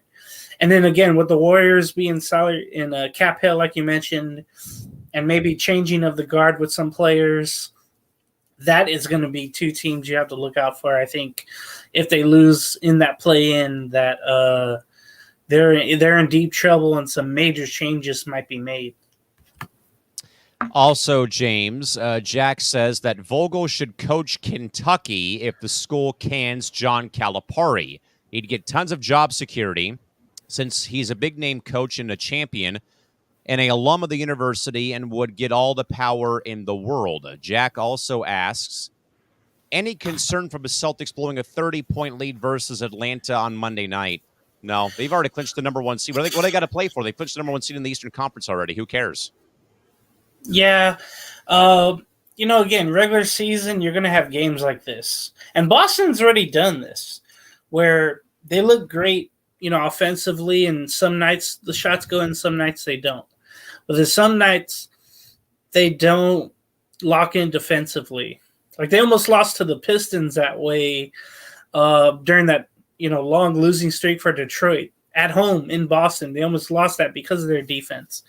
That's a problem that hopefully doesn't linger into the postseason. When I think the East, I think everybody knows it's going to be Boston, Milwaukee. Everyone else, it doesn't matter. And you're going to have two teams just like, again, it's going to come down to defense and slowing things down. But it's not a concern right now, like you mentioned. They already have the division wrapped up and soon to be the East wrapped up. Yeah, I don't think, Jack, there's any concern. I mean, they've clinched everything that they can clinch in the Eastern Conference. They have the top overall seed. They have the best record, so they're going to have home court all the way through potentially the NBA Finals and, for that matter, the Eastern Conference Finals. But maybe some concern, though, about, blowing that 30-point lead, though. But again, like I usually say, you'd rather lose now, get it out of your system before you enter into a 7-game series in the postseason. Jack also, James, brings the hammer. I believe Devin Booker is the most overrated star ever. It seems like his presence does not breed winning, but it breeds losing instead. James, what do you think on this? We move on to our next topic. Christ. It would help if he won the finals. Of course, he had that in 21. One thing, but not winning it does not help the mantle. Yeah, but I think just like Jason Tatum, they're both intertwined where it's like, hey, they got to win multiple championships to be crowned. They have to, continue to be the MVP status they are. But without that, they're going to be disrespected. And it's verified right now just because of the non-winning and then the nights off, like we mentioned with these two teams. It's just a factor of like, hey, who's going to step up and be the leader of each team? And we're just waiting for that with these two.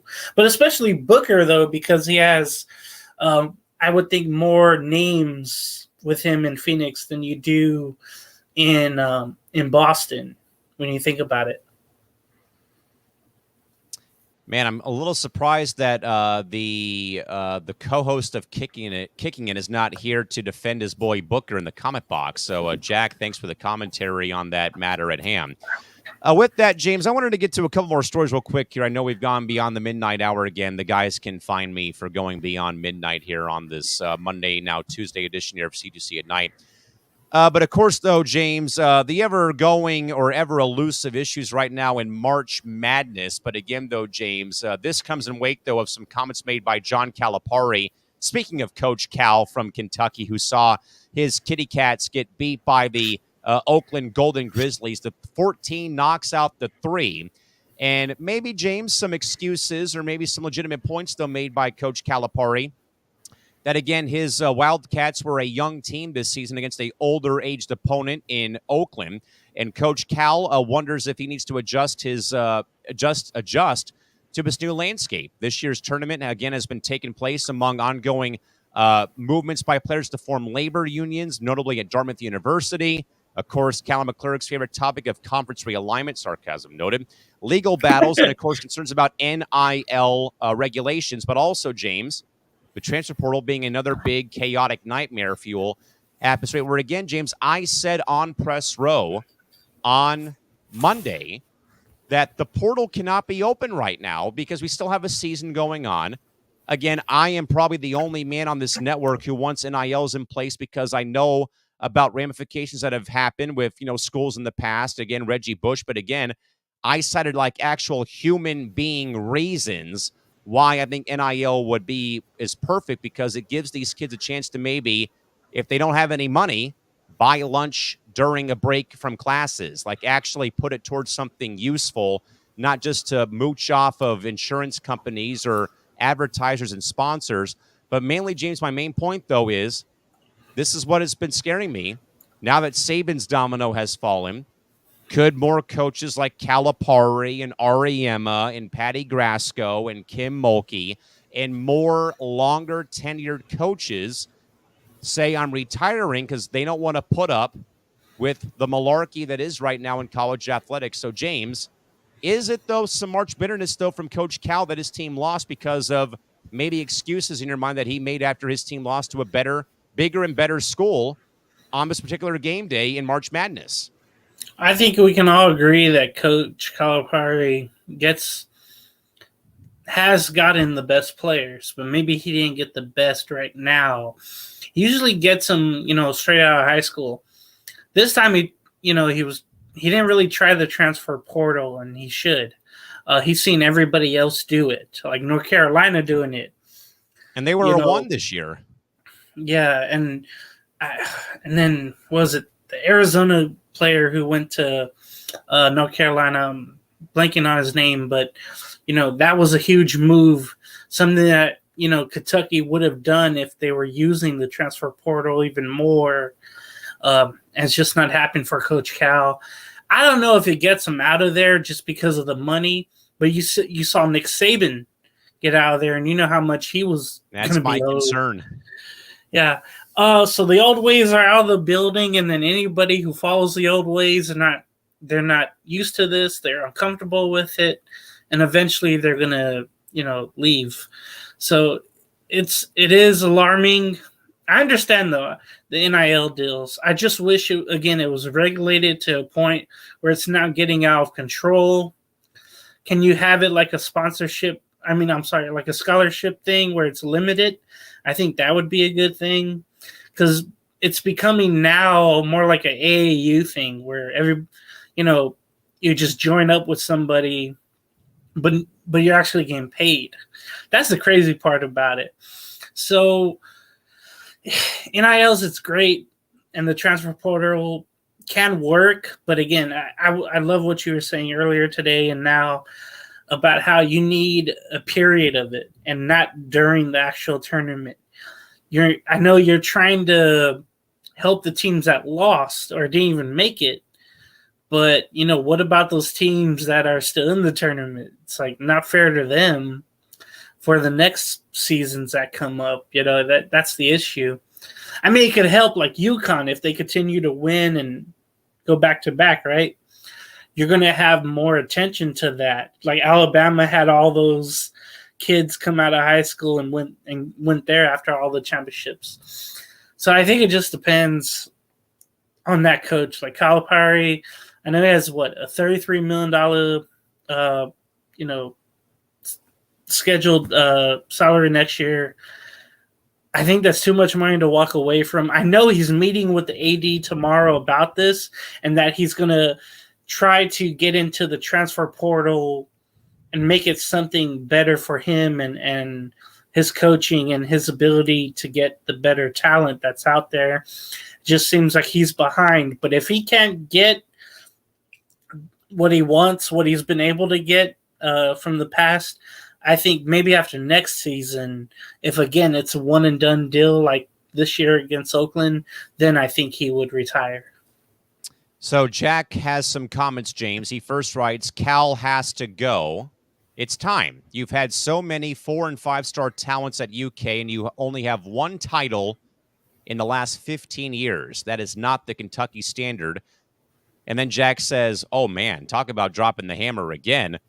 Calipari is sadly the Doc Rivers of college basketball, constantly underwhelming. Wowzer. That's a pretty strong stance there. Jack also asked if we saw that on his radio show in Kentucky, that he says we don't scout players, we just recruit. Can't do that in this day and age, right there, Mr. Gonzales? Hell no. That sounds like AAU, to be honest. It's like, oh, that kid can dunk. All right, let's sign him. Or that kid's 7 feet tall and can shoot threes. Oh, bring him on. What does he want? Okay, we'll give it to him. And that's James, what it seems like. And that goes to the point I brought up, though, on Press Row on Monday, is that these coaches are, in a way, stuck in old, outdated, convoluted ways, where, again, it's not about, your height or your shot. It's about how much can I give you to come to my school to partner you up with the booster club or some local auto company or some, mom and pop liquor store around the corner from Rupp Arena or some bank in the neighborhood. It's more about that now than it is what it would have been for Coach Cal 15 years ago of like, okay, where can I find the best 7-footer overseas or find the keep local talent close by, though? Like, what do you think about that, James, about, the whole we don't scout, we just recruit players?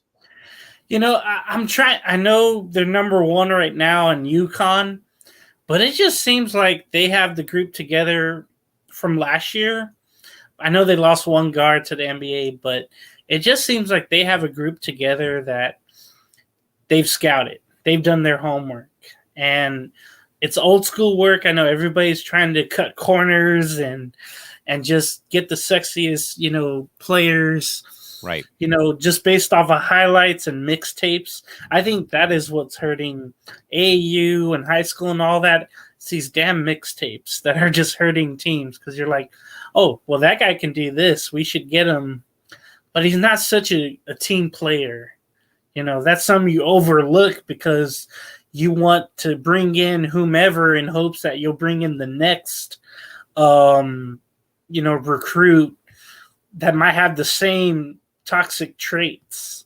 I think that's a problem Calipari may have, gotten into, or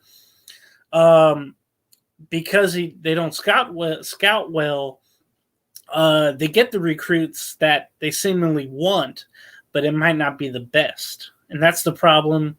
I'm trying to, Creighton, it seems like they get guys that buy in or that are around. I can think of, Dougie McDermott with his father. Maybe you have to have a family connection as well. I think that would really help Calipari. He might have to, in the transfer portal or whatever, he may have to instill those old school values, right? Of recruiting, where you go to the person's house, right? Where you meet the parents and all that stuff. You're not just offering them NIL deal. You're offering them, a legacy. You could be part of something. Not just because of what you bring to the court, but more than that. And your schoolwork, it has to be something like that. Not just, trying to get the best thing off of the rack here. Jack also adds about Kansas Jayhawks head coach Bill Self. Now, this quote or his comment's a little bit out of text here. Jack writes, Bill Self with his, I have been looking at my future, the last month stuff during the NCAA tournament, and Calipari now, such bad PR for two great college basketball coaches. And definitely, again, Cal had the brief run in the NBA at one point in time. But again, folks, John Calipari kind of beginning to maybe question his mortality. As I said on here last Wednesday on Sports Minute about, Nick Saban's wife coming out with some comments about, Nick, time to retire, get away from this nonsense. Like, again, like I said on Press Road, James, I worry more and more about Calipari, Pitino even, Gino Auriemma, Patty Grasco with Oklahoma softball, that more of these season-long tenured head coaches just don't want to put up with this nonsense. It was not an odd sight, but it's something I don't think we would ever see was Rick Pitino, looking on, watching his son coach New Mexico. And I was just thinking to myself, man, time has really flown by for Rick Pitino. He would usually be on the sidelines during these moments. And it's his son now. It's almost time for a change. And I think NIL and all the other stuff, the transfer portals, just is fast forwarding time, it seems like, for these coaches in all the sports. Big time for sure. Again, folks, John Calipari making some small eyebrow-raising comments following the Wildcats' early exodus from March Madness at the hands of 14-seeded Oakland University of Michigan. The Golden Grizzlies knocked out the Wildcats in round one. With that, James, let's talk some football. I mean, the proper version of football. That'd be soccer. Of course, Team USA played Mexico on Sunday in the CONCACAF Nations League final in Arlington. But of course, James, the ever-famous 2-0 final scoreline for Team USA became overshadowed in stoppage time in wake of the, of course, offensive anti-gay slur chant directed towards Team USA starting goalkeeper on every restart goal kick late in the game. The match was halted several times in the final minutes after announcements by the in-stadium announcer were made to stop the chanting. But, of course, they still, though, James, as you probably imagine, would roll on into stoppage time. This, of course, though, as we all know, if you're a soccer fan, it's not the first time that this has happened. during any tournament or any game involving El Tri or El Tri for that matter. Previous matches have also been paused because of fans' use of the ongoing discriminatory chants. Mexico has already faced penalties from both FIFA and the CONCACAF already, including fines and having to be forced to play games without fans at home games because of the unruly behavior. Responsibility for punishing these incidents falls under CONCACAF's jurisdiction, which ahead of the finals, CONCACAF also implemented a 3-step policy to address the chant and also the discriminatory language from the fan base, including pausing the game temporarily, stadium announcements made by the PA announcer, and also potential match suspensions or even the referee choosing to abandon the match altogether. So, James, I actually talked to a good friend of mine, Christian Enciso, today. Him and I worked together with the San Diego Sockers about a decade plus ago, and he's like my main soccer friend that I talk to about global soccer. So I actually asked him today because I wanted to get his thoughts with him being of Hispanic descent and having family in Mexico. I asked him about my opinion about this from my show on Monday, where I flat out said that it always seems, though, whenever that this stuff happens with the Mexican national team, it only happens against Team USA when they're losing because they feel like, though, that them losing to the U.S. in soccer, football for that matter, is a embarrassment to the team, their culture, the fan base, and the country as a whole, losing to the neighbors to the north who don't know jack shit, basically, about the sport that they feel like, though, that they can go in and beat Team USA anytime, any place, anywhere. So I asked Christian for his thoughts about that, and he said, you know what, man? You're right. That fan base views losing to Team USA as a embarrassment to the green, white, and yellow the green, white, and red jersey that they wear every time that they play. And especially, though, James, it also comes, though, this is like a great American football rivalry, like Chargers, Raiders, for example. You have fights break out on the field. You have yellow cards coming out. You have players getting red carded and getting kicked out of the game. I believe the official stat said that there was 10 yellow cards and 4 red cards dished out on Sunday, which, again, though, saw Team USA win again by the ever-infamous 2-0 final scoreline again, Dos a Cero, as it's been called so many times. But James even asked Christian, even though there's been penalties levied so many times, though, on the Mexican Soccer Federation, fines have been given out. They've been given general warnings. There's been fines. There's been, hey, you have to play at Estadio Azteca with no fans in the stands because your fan base cannot keep their trap shut when the opposing team's goalie is making a goal kick to restart play, and you have to utter that phrase that, again, you know very well in the Spanish language. But, James, Christian even said, though, you really can't police this. You can dish out all the fines. You can force them to keep playing games in Guadalajara or in Mexico City or in any big-name stadium without fans, but you just cannot weed out this behavior, sadly, unless you have the police there standing by every fan, and if they happen to hear the phrase, they're put in handcuffs. But, James, it's sad, though. It's mainly, though, James, sad, though, and I even told Christian, it's more sad, though, that stuff not on the field of play. I know about the 4 red cards and the 10 yellow cards given out, but the fact, though, that a game involving 2, I'd say pretty well, obviously well-known, but I'd say 2 very good and great teams in a final game of a tournament gets overshadowed by the fan base being out of control. Again, the referee, James, stops play beyond 90 minutes. We're in stoppage time, and they halt the game when it's already a foregone conclusion at this rate. It's 2-0. Are you going to score 2 goals to tie the game with there maybe being, 100-plus minutes of gameplay? But, James, what are your thoughts, though, about maybe where or if FIFA and CONCACAF is doing enough maybe to try to get rid of this behavior? But, James, can you really, though, eradicate this behavior from the game across the board? I say you can't, sadly. Yeah, I agree with you. I was thinking about, I think the only way it changes, I think it comes with different generations, like future generations, right? And with future mindsets, Great point, being more inclusive toward others. Now, I know religion has something to do with it, race and creed and sex, of course. It's just going to come down to that. Like, America's changing, Europe is changing the way we think about certain people, right? But you still have those sticklers out there that will still say certain things or will still think certain things about people. It might come down to, hey, like you, and that's crazy to think when you mention that games are being stopped. The audio from television is being turned off, muted because of these words, I'm guessing, right, on these telecasts. I'm like, I look at what I said in the past or what I've heard in the past as wrong now. And it's going to come to a point for those Mexican fans that, like, hey, we're hurting our team, and we really have to care about that now.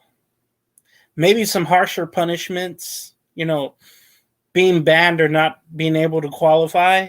Maybe that's a thing. But it might come down to generations where you're like, hey, you understand this isn't right, so we're not going to do it. We're hurting our country's team. But I think it just goes toward the individual, right?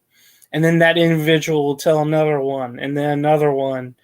And even though messages are being put out now, you still have individuals or a host of them saying things that hurt the team, and they don't realize it, or they simply are too drunk to care. And maybe that's a problem, where I think it would still happen, though. Like you mentioned, you can have certain regulations, but you're still going to have those, one or two people that ruin it for everybody. It's kind of like, when people run out on the field at sporting events, then that message is put out there to not do that.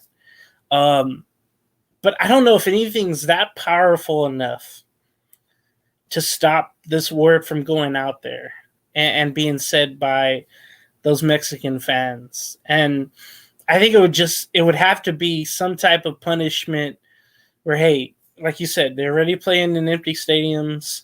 But I would go a step further and just say, hey, because, and I think I heard this from rugby, right, where certain things were said. I don't know if that's the right sport, but I'm sorry, it is English soccer, and they're saying it toward African players, and I don't know what punishments are being steps taken toward that to be an issue, to get that issue situated. But it just comes to a point where I think it's just a generational issue, and where things are acceptable to say and not anymore. But I don't think those fans even care. They'll just continue to do what they do, get drunk and start fights. Like I saw some, I think this morning, I saw some footage from yesterday of, Mexican fans trying to bully USA fans or whatever. It's just, you gotta get to the point where code of conduct has to be made for those Mexican fans, but put it as you have a point of emphasis for more and more punishment, to the point where it's like, hey, we're not allowed to go to games, and then our team isn't winning. What's going to make me not, be supportive of the team? Well, then it's my fault. Right. That's all I could think of. It's like, hey, it's going to be a generational thing. Eventually, the thoughts of somebody's, sex or religion or race is going to be changed. And hopefully it's sooner for the better for those Mexican fans. But we've got a long way to go. And I said that on press row, though, James, that, I know that Major League Soccer puts out a video before every game that the league produces saying, it's the whole don't cross the line. Like, everyone here is welcome, whether they're rooting for our team or not. No discrimination, none of this, none of that, play within the lines, play fair and have fun. And, basic code of conduct, as you said, though. But James, I also think though, man, and I think you've seen the photos though, and I think that they've even talked about this though in the NFL when, again, American football, the version of football I don't like whatsoever, when they've gone to Estadio Azteca though, James, they've talked about the lore though on those broadcasts about this stadium in Mexico City that, of course, there's been so many great moments in Mexican national team history, but they also, I think I've seen them talk though about the notorious section of a stadium where the supporters or the hooligans are. They're literally like prison inmates. There's barbed wire, there is plexiglass, there is electrified fences to stop them from getting out of control amongst even when Club America plays there at their home stadium in Mexico City. Because, I mean, if you thought American football was bad, James, just look at the global game of football. Talk to me or talk to Tim Hendricks, James. When I was in Italy in 2009, I think I've told you the story several times, there are literally signs out front of every pub and bar in every language that says no football jerseys allowed, because it is life and death with football, soccer, but the real version of football overseas and in Europe and in England and places like that. But James, I do think though that you're absolutely onto a great point though, that the fines are one thing, so is like the match being halted. The match could be suspended, or the referee could just say, we're out of here and abandon the match. But I love, though, James, your proposal. If this stuff keeps going, sorry, Mexico, you're banned from the Copa America later this year. You're banned from the Gold Cup in 25. And you know what? I would strip them of their hosting rights for the 2026 World Cup, too, if it even got even worse. That is major steps toward respectability. Eradicating this behavior. Yeah, respectability and that toward the opponents and everyone. And that's all we want. The global game of soccer, it's huge. It has its problems, like you mentioned, Scottish. I remember those hooligans and, of course, with Mexican leagues and national and Brazilian folks and all that. No, and James, real quick, I remember too that there was a ESPN top 10. I think I saw like the top 10 worst fan misbehavior moments of all time, and I think they ranked it was a rivalry game, a derby game over in England. I believe I think it was in UEFA or in the EPL. But it was so bad that the fans began lighting up flares and throwing them onto the field. One of them from the hooligan section nailed the goalkeeper of the opposing team in the back of the head. It was a full-blown riot, James, and you know what it was? It was over a goal being overturned because the player was 1 foot offside. Oh, my God. I can imagine that happening in America with any sport. First of all, the security is different. The rules are different. You can't bring anything into a game anymore. Or you have to have a clear bag at NFL stadiums or whatever. And baseball stadiums and hockey arenas. Yeah, I didn't realize that, but... Oh, yeah, that's right. Angel State. Yeah. Certain places have certain rules, but you can all tell it's predicated toward, hey, we're not going to be like the Mexican fans. We're not going to be those hooligan fans from other countries. We're dignified here to a point where, hey, if somebody says something out of line, before it wasn't subject to ejection, but now it is. So everybody just has to follow the direction of all the American sports, how they handle things. I think that's what you have to do. And I didn't even know you mentioned that they're going to Mexico will host the 2026 Cup, and that's just alarming to me, just knowing that section over there. I mean, I know about, what used to be the Black Hole in Oakland isn't anymore in Vegas, but I can imagine any of those Raider fans doing what you mentioned with the flare, hitting the goalkeeper like that. That's just a different level of fans being out of control. Yeah, and believe me, James, when I've gone to LAFC matches at BMO Stadium, better known as Bank of California Stadium, I've been with the 3252. the District 9 Ultras, and, we're all wearing black. We are, standing and chanting, waving flags, throwing beer on fans after we score a goal, for 90 minutes. Like, you're standing and you are lending your voice behind LAFC. Even when I had gone to watch the Galaxy play, I've been a part of the LA Riot Squad and, Angel City Brigade. And again, you're standing, you're wearing white, you're wearing team colors. You're expected to stand and chant and yell and, be a hooligan for 90 minutes, basically. But nothing ever in the time that I've gone to MLS matches has ever gotten to the point of like EPL matches or La Liga matches in Mexico. And also, James, to kind of clarify, though, that Mexico bid is that joint bid coming up in 2 years between the U.S. and Canada, but still they're going to be able to host right now, I believe, at Estadio Azteca in Mexico City. Also, I believe in Guadalajara as the main two stadiums, and I believe in Monterrey as well will be the three sites for Mexico. But I think, though, James, like we said, though, you brought it up and I kind of added to it, though, if this behavior just continues to get much more out of control, though, you start, I think, moving away from fines and halting matches and forcing them to forfeit matches. You start stripping them of their hosting rights of the World Cup, and I think, too, of them being able to play in Copa America or even the Gold Cup in 2025. Hey, I'm all for that. I think as we have more evolution, we should have more Definitely.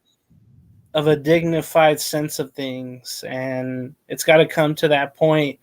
Even in the most global game, everybody has to be on the same page, to be on the same field. I hope that's the case, but like we mentioned, I think we doubt that any drastic change will happen. Yeah, I think, James, it'll come with the generations and more evolution. With that in mind, though, folks, a phenomenal program tonight here. I know we went very long with our baseball talk for over an hour, approaching the 2-hour mark here. James, any topic you want to throw out real quick before we get out of here for the night? Ooh. Man, put me on the spot. I am amazed, and you don't have to talk about this, but I'm amazed how fast J.J. McCarthy, the Michigan quarterback, went from like being a second round, third round quarterback to maybe being the number 2 pick. It's just Crazy. that you always talk about sports media on your show, right, on Press Row. Yes. And just right now, before the draft, all the possibilities are out there. You're going to hear every freaking thing. Oh, right? yeah. Like the Bears aren't going to draft Caleb Williams. Every single show, every podcast. I just wish there was a fast forward button to whenever the draft is, because I don't want to be stuck reading an article, about the same person and there's another rumor on him. I just don't want to go through that. Since I was going to say on deck, we kind of, talked about our teams and how they'll fare this year. Maybe we'll get a sense. We talked about the Padres earlier, playing for Peter Seidler. How do you think they'll fare this year? Do you think they'll make the wild card or be out of it? Do they make the postseason? What is your realistic feeling about the Padres this year after all the pieces they'd lost in the offseason? Yeah, I'm kind of weary. I kind of feel like it might be like close but no cigar, but I give them a puncher's chance, though, because I know what Arizona did with the World Series run last year, the Giants signing Lee and Snell in the division with San Francisco, the Dodgers are the Dodgers.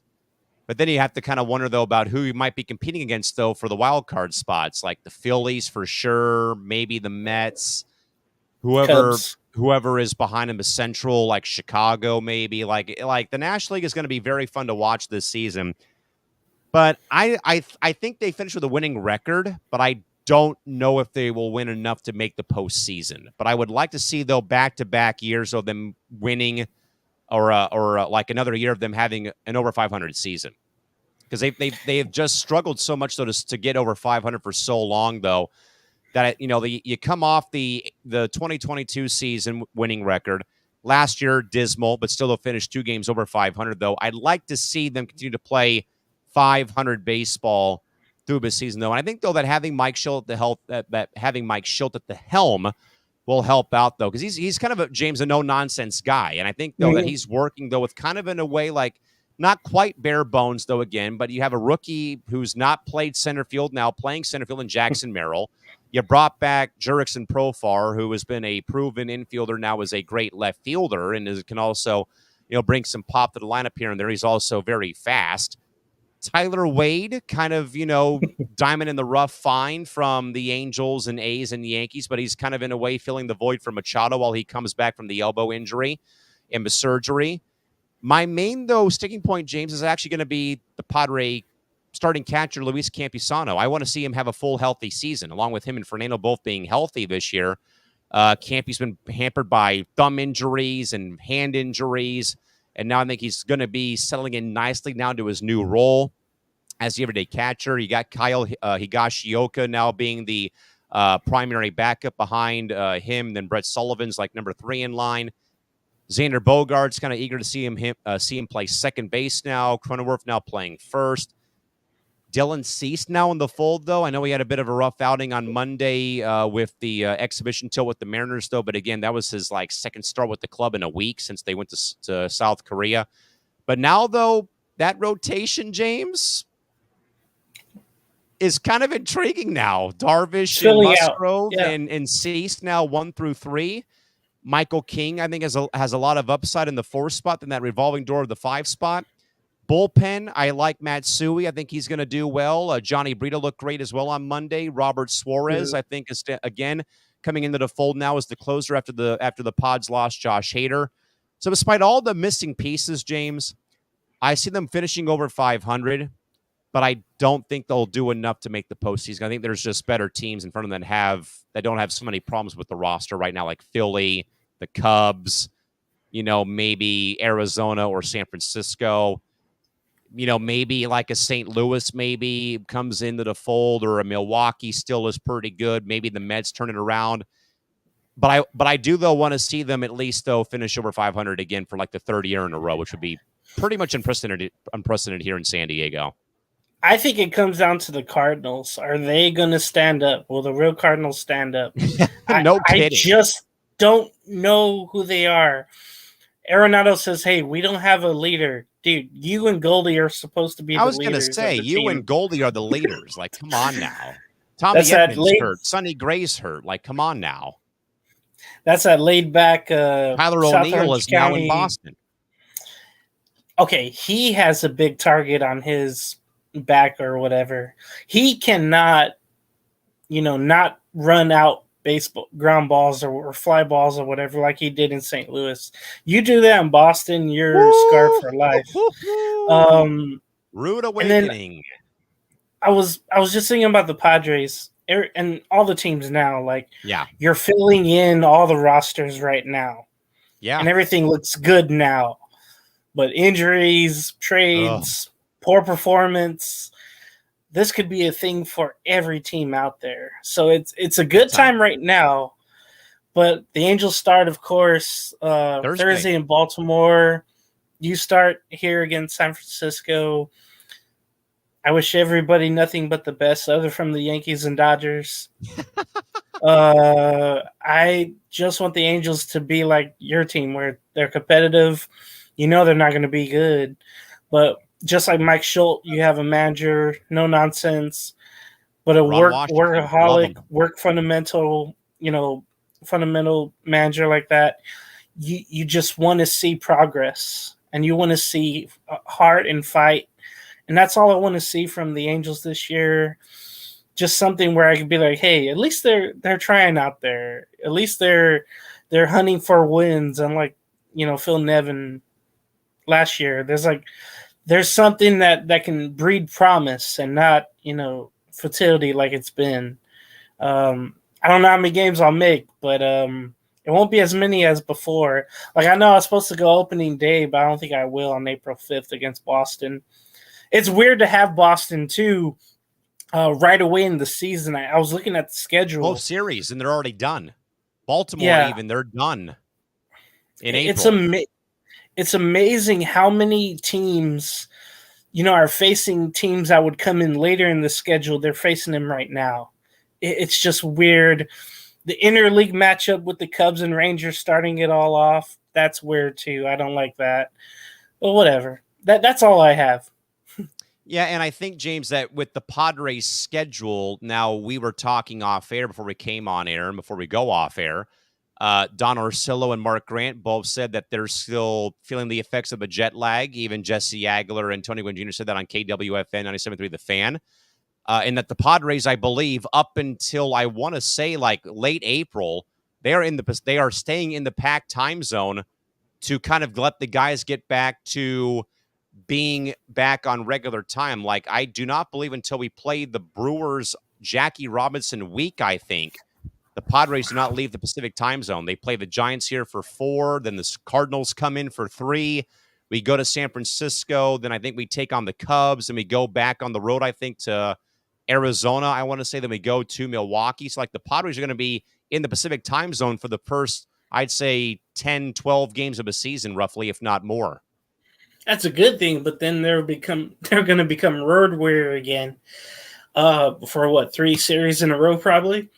But I think it's at least 2. I think it's L.A., Arizona, and then the Brew Crew, I think, before they come up and play the Blue Jays.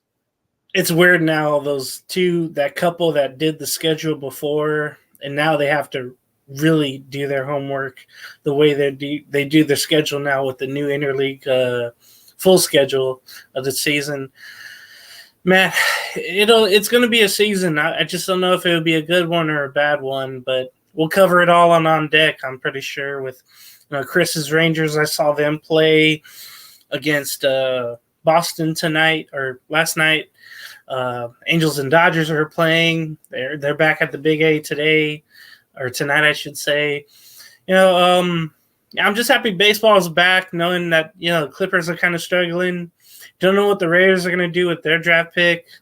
It's just a J.J. McCarthy. Oh, God, I don't even know. He won't last that long. It's just like I said. I hate the way. I think going back, how I was talking about how the reporters from the Sox scandal back in 1919 or whenever it was, how many less reporters there were. Now everybody has a blog. Everybody has a podcast. Everybody has an outlet. And it's like, anybody can say anything, but it depends on the individual to believe it or take merit in it. And That's where I'm like, I just want to shut everything off around this time when it comes to especially the NFL draft. It gets too much. It gets to be too much, especially with all this need for almost every team in the top 10 or 15. That's where it gets really, really tricky. That's where it's an overall for sure. All right, James, we have 2 final questions before we get out of here for the day or night or day. Jack is back. Fun question for you guys with baseball starting. What is your favorite ballpark food to sit down, eat, and watch a game with? James, what do you go for? Are you an old school like hot dog and soda guy, or are you like something more fancy maybe from the concession stand at Angel Stadium or at Petco? What is it? Okay, for Angel Stadium, actually, Dippin' Dots. In the little helmet, I will smash that easily.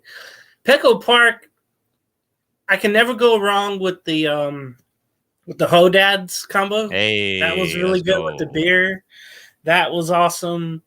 So I try to get the specialties. Angels try to do that, but Petco blows everybody away when it comes to that. If it's a minor league place, I always like to see how cold the nacho cheese is. That's happened before. And then the hot dogs are too pink and the burger isn't cooked all the way.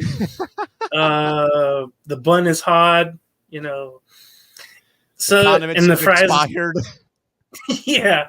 The fries are not salted and they're mushy instead of, hot and crunchy or whatever. I look out for these things. So that's why I never really get the basic stuff, because they treat it like the basic stuff. But when you're in Rome, do as, and you just go for the Kathy's cookies at Angel Stadium too. If you ever got the money for it. Yes. Oh, they have it there? Yes. It's pricey, but I've done a review on YouTube for that, and they're always soft, they're always hot, and you get full on them right away. So they're really good stuff. Those are my to-go 3 food items. Beer, I never get IPA. It's just bitter as hell. You know what? I'm going to have to make you break that, because my family's brewery, West Brew, here in San Diego, owned by Josh and Heather Shire. Heather's my cousin. Her husband has been in the bar industry or beer industry for a while here in San Diego. They are now being sold at Petco Park on Craft Road, James. We're going to break that mold at a game this season. Remind me. I'll do it. Got to support the family business. I will. I'm trying to go, I think, Wednesday, June 22nd, or not Wednesday, I'm sorry, Sunday against the Diamondbacks. So hopefully I can make it and try to remember. What is it again? Water Point? West Brew. God, I'm way off. West Point. Just think of New York. Yes. I just stick with the Modelo Pacifico. Great choice. Bud Light. Yeah, that's it. No, because it's like water to me, basically. I mean, that's all I drink, Jack. I mean, I'll have a couple of like San Diego craft beers, though, if I do go to a game here locally in town.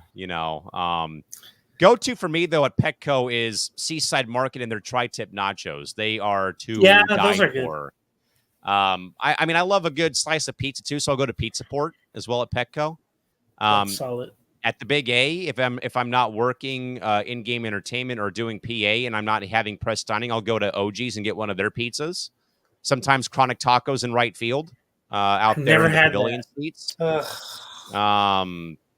Beer-wise, I mean, Bud or Bud Light is my main go-to. I will throw the helmet nachos into at Angel Stadium just because I love nachos.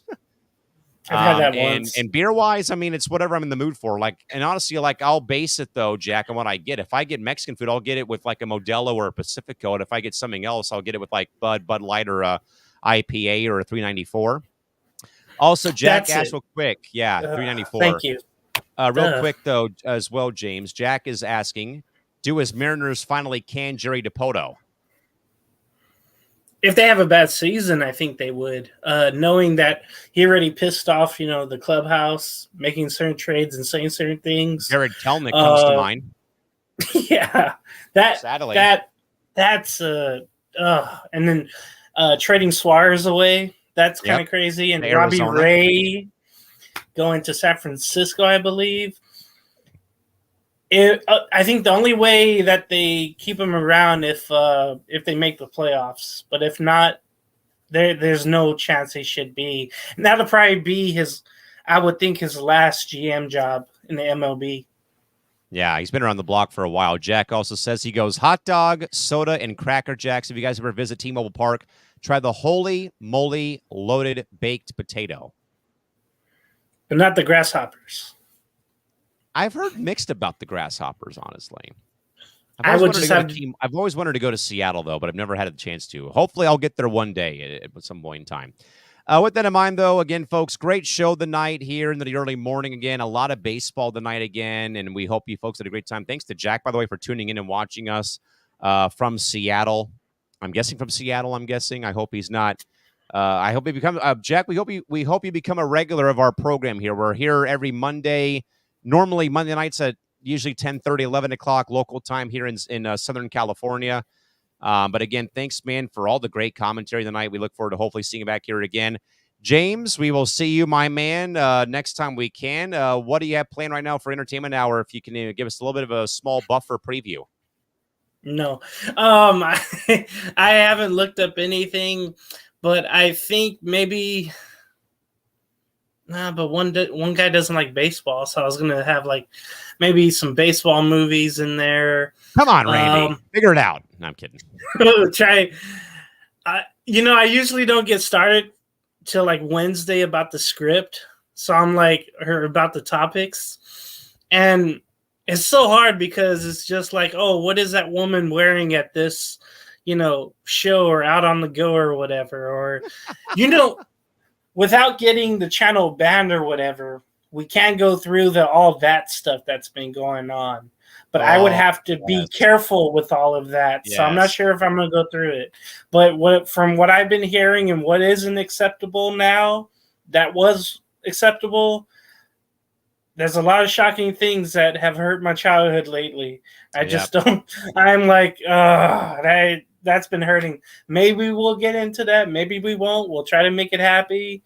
We'll see what happens, but I'm going to get to that on Wednesday. Trust me. Yeah, I have not been able to watch the show yet. I believe it's on Prime Video, so I might actually like splurge it or binge it coming up pretty soon. But, I actually, James, before we cut out of here, though, I did, see the reel that my man, Steve Burns, who played Steve on Blue's Clues, my all-time favorite Nickelodeon show of all time.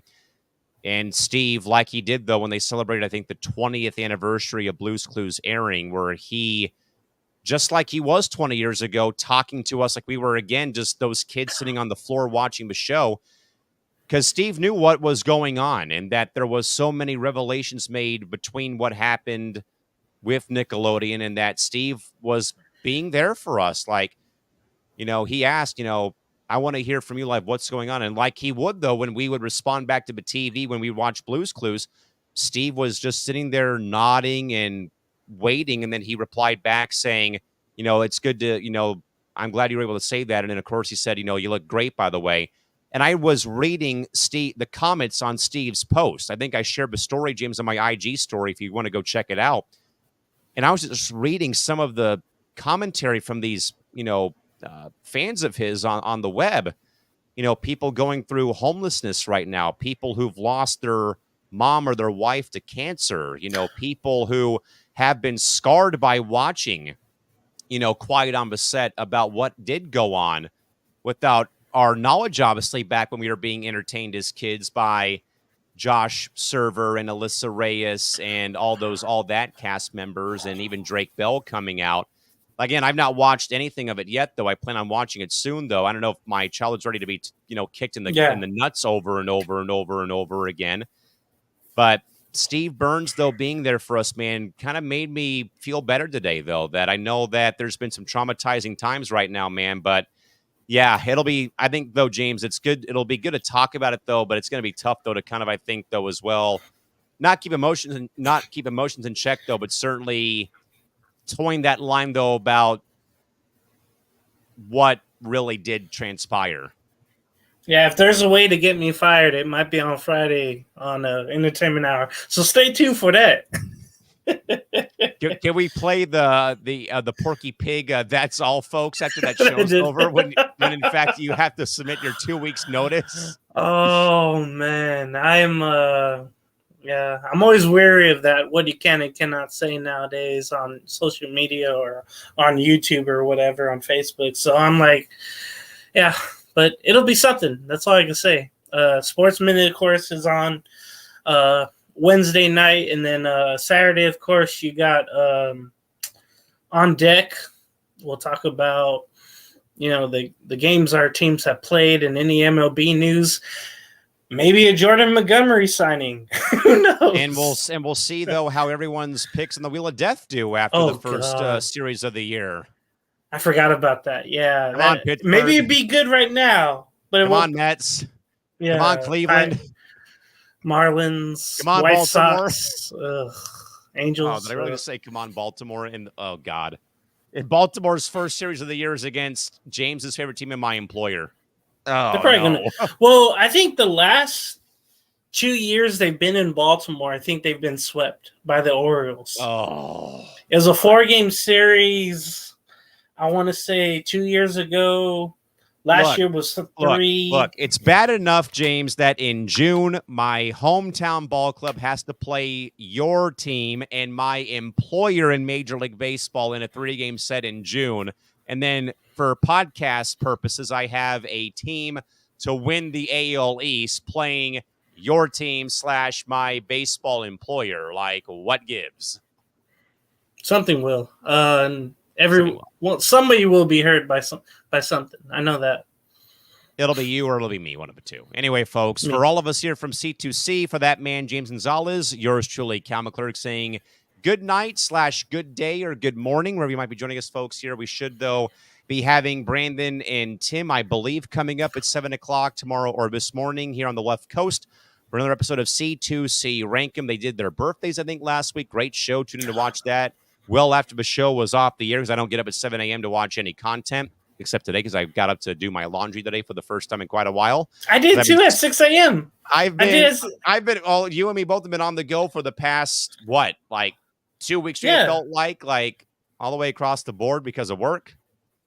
I don't know what time it is, But with that in mind, though, folks, we're both signing off and we are going to bed. We'll see you folks back here as of now, maybe on Friday for a late night program following Entertainment Hour to talk more sports.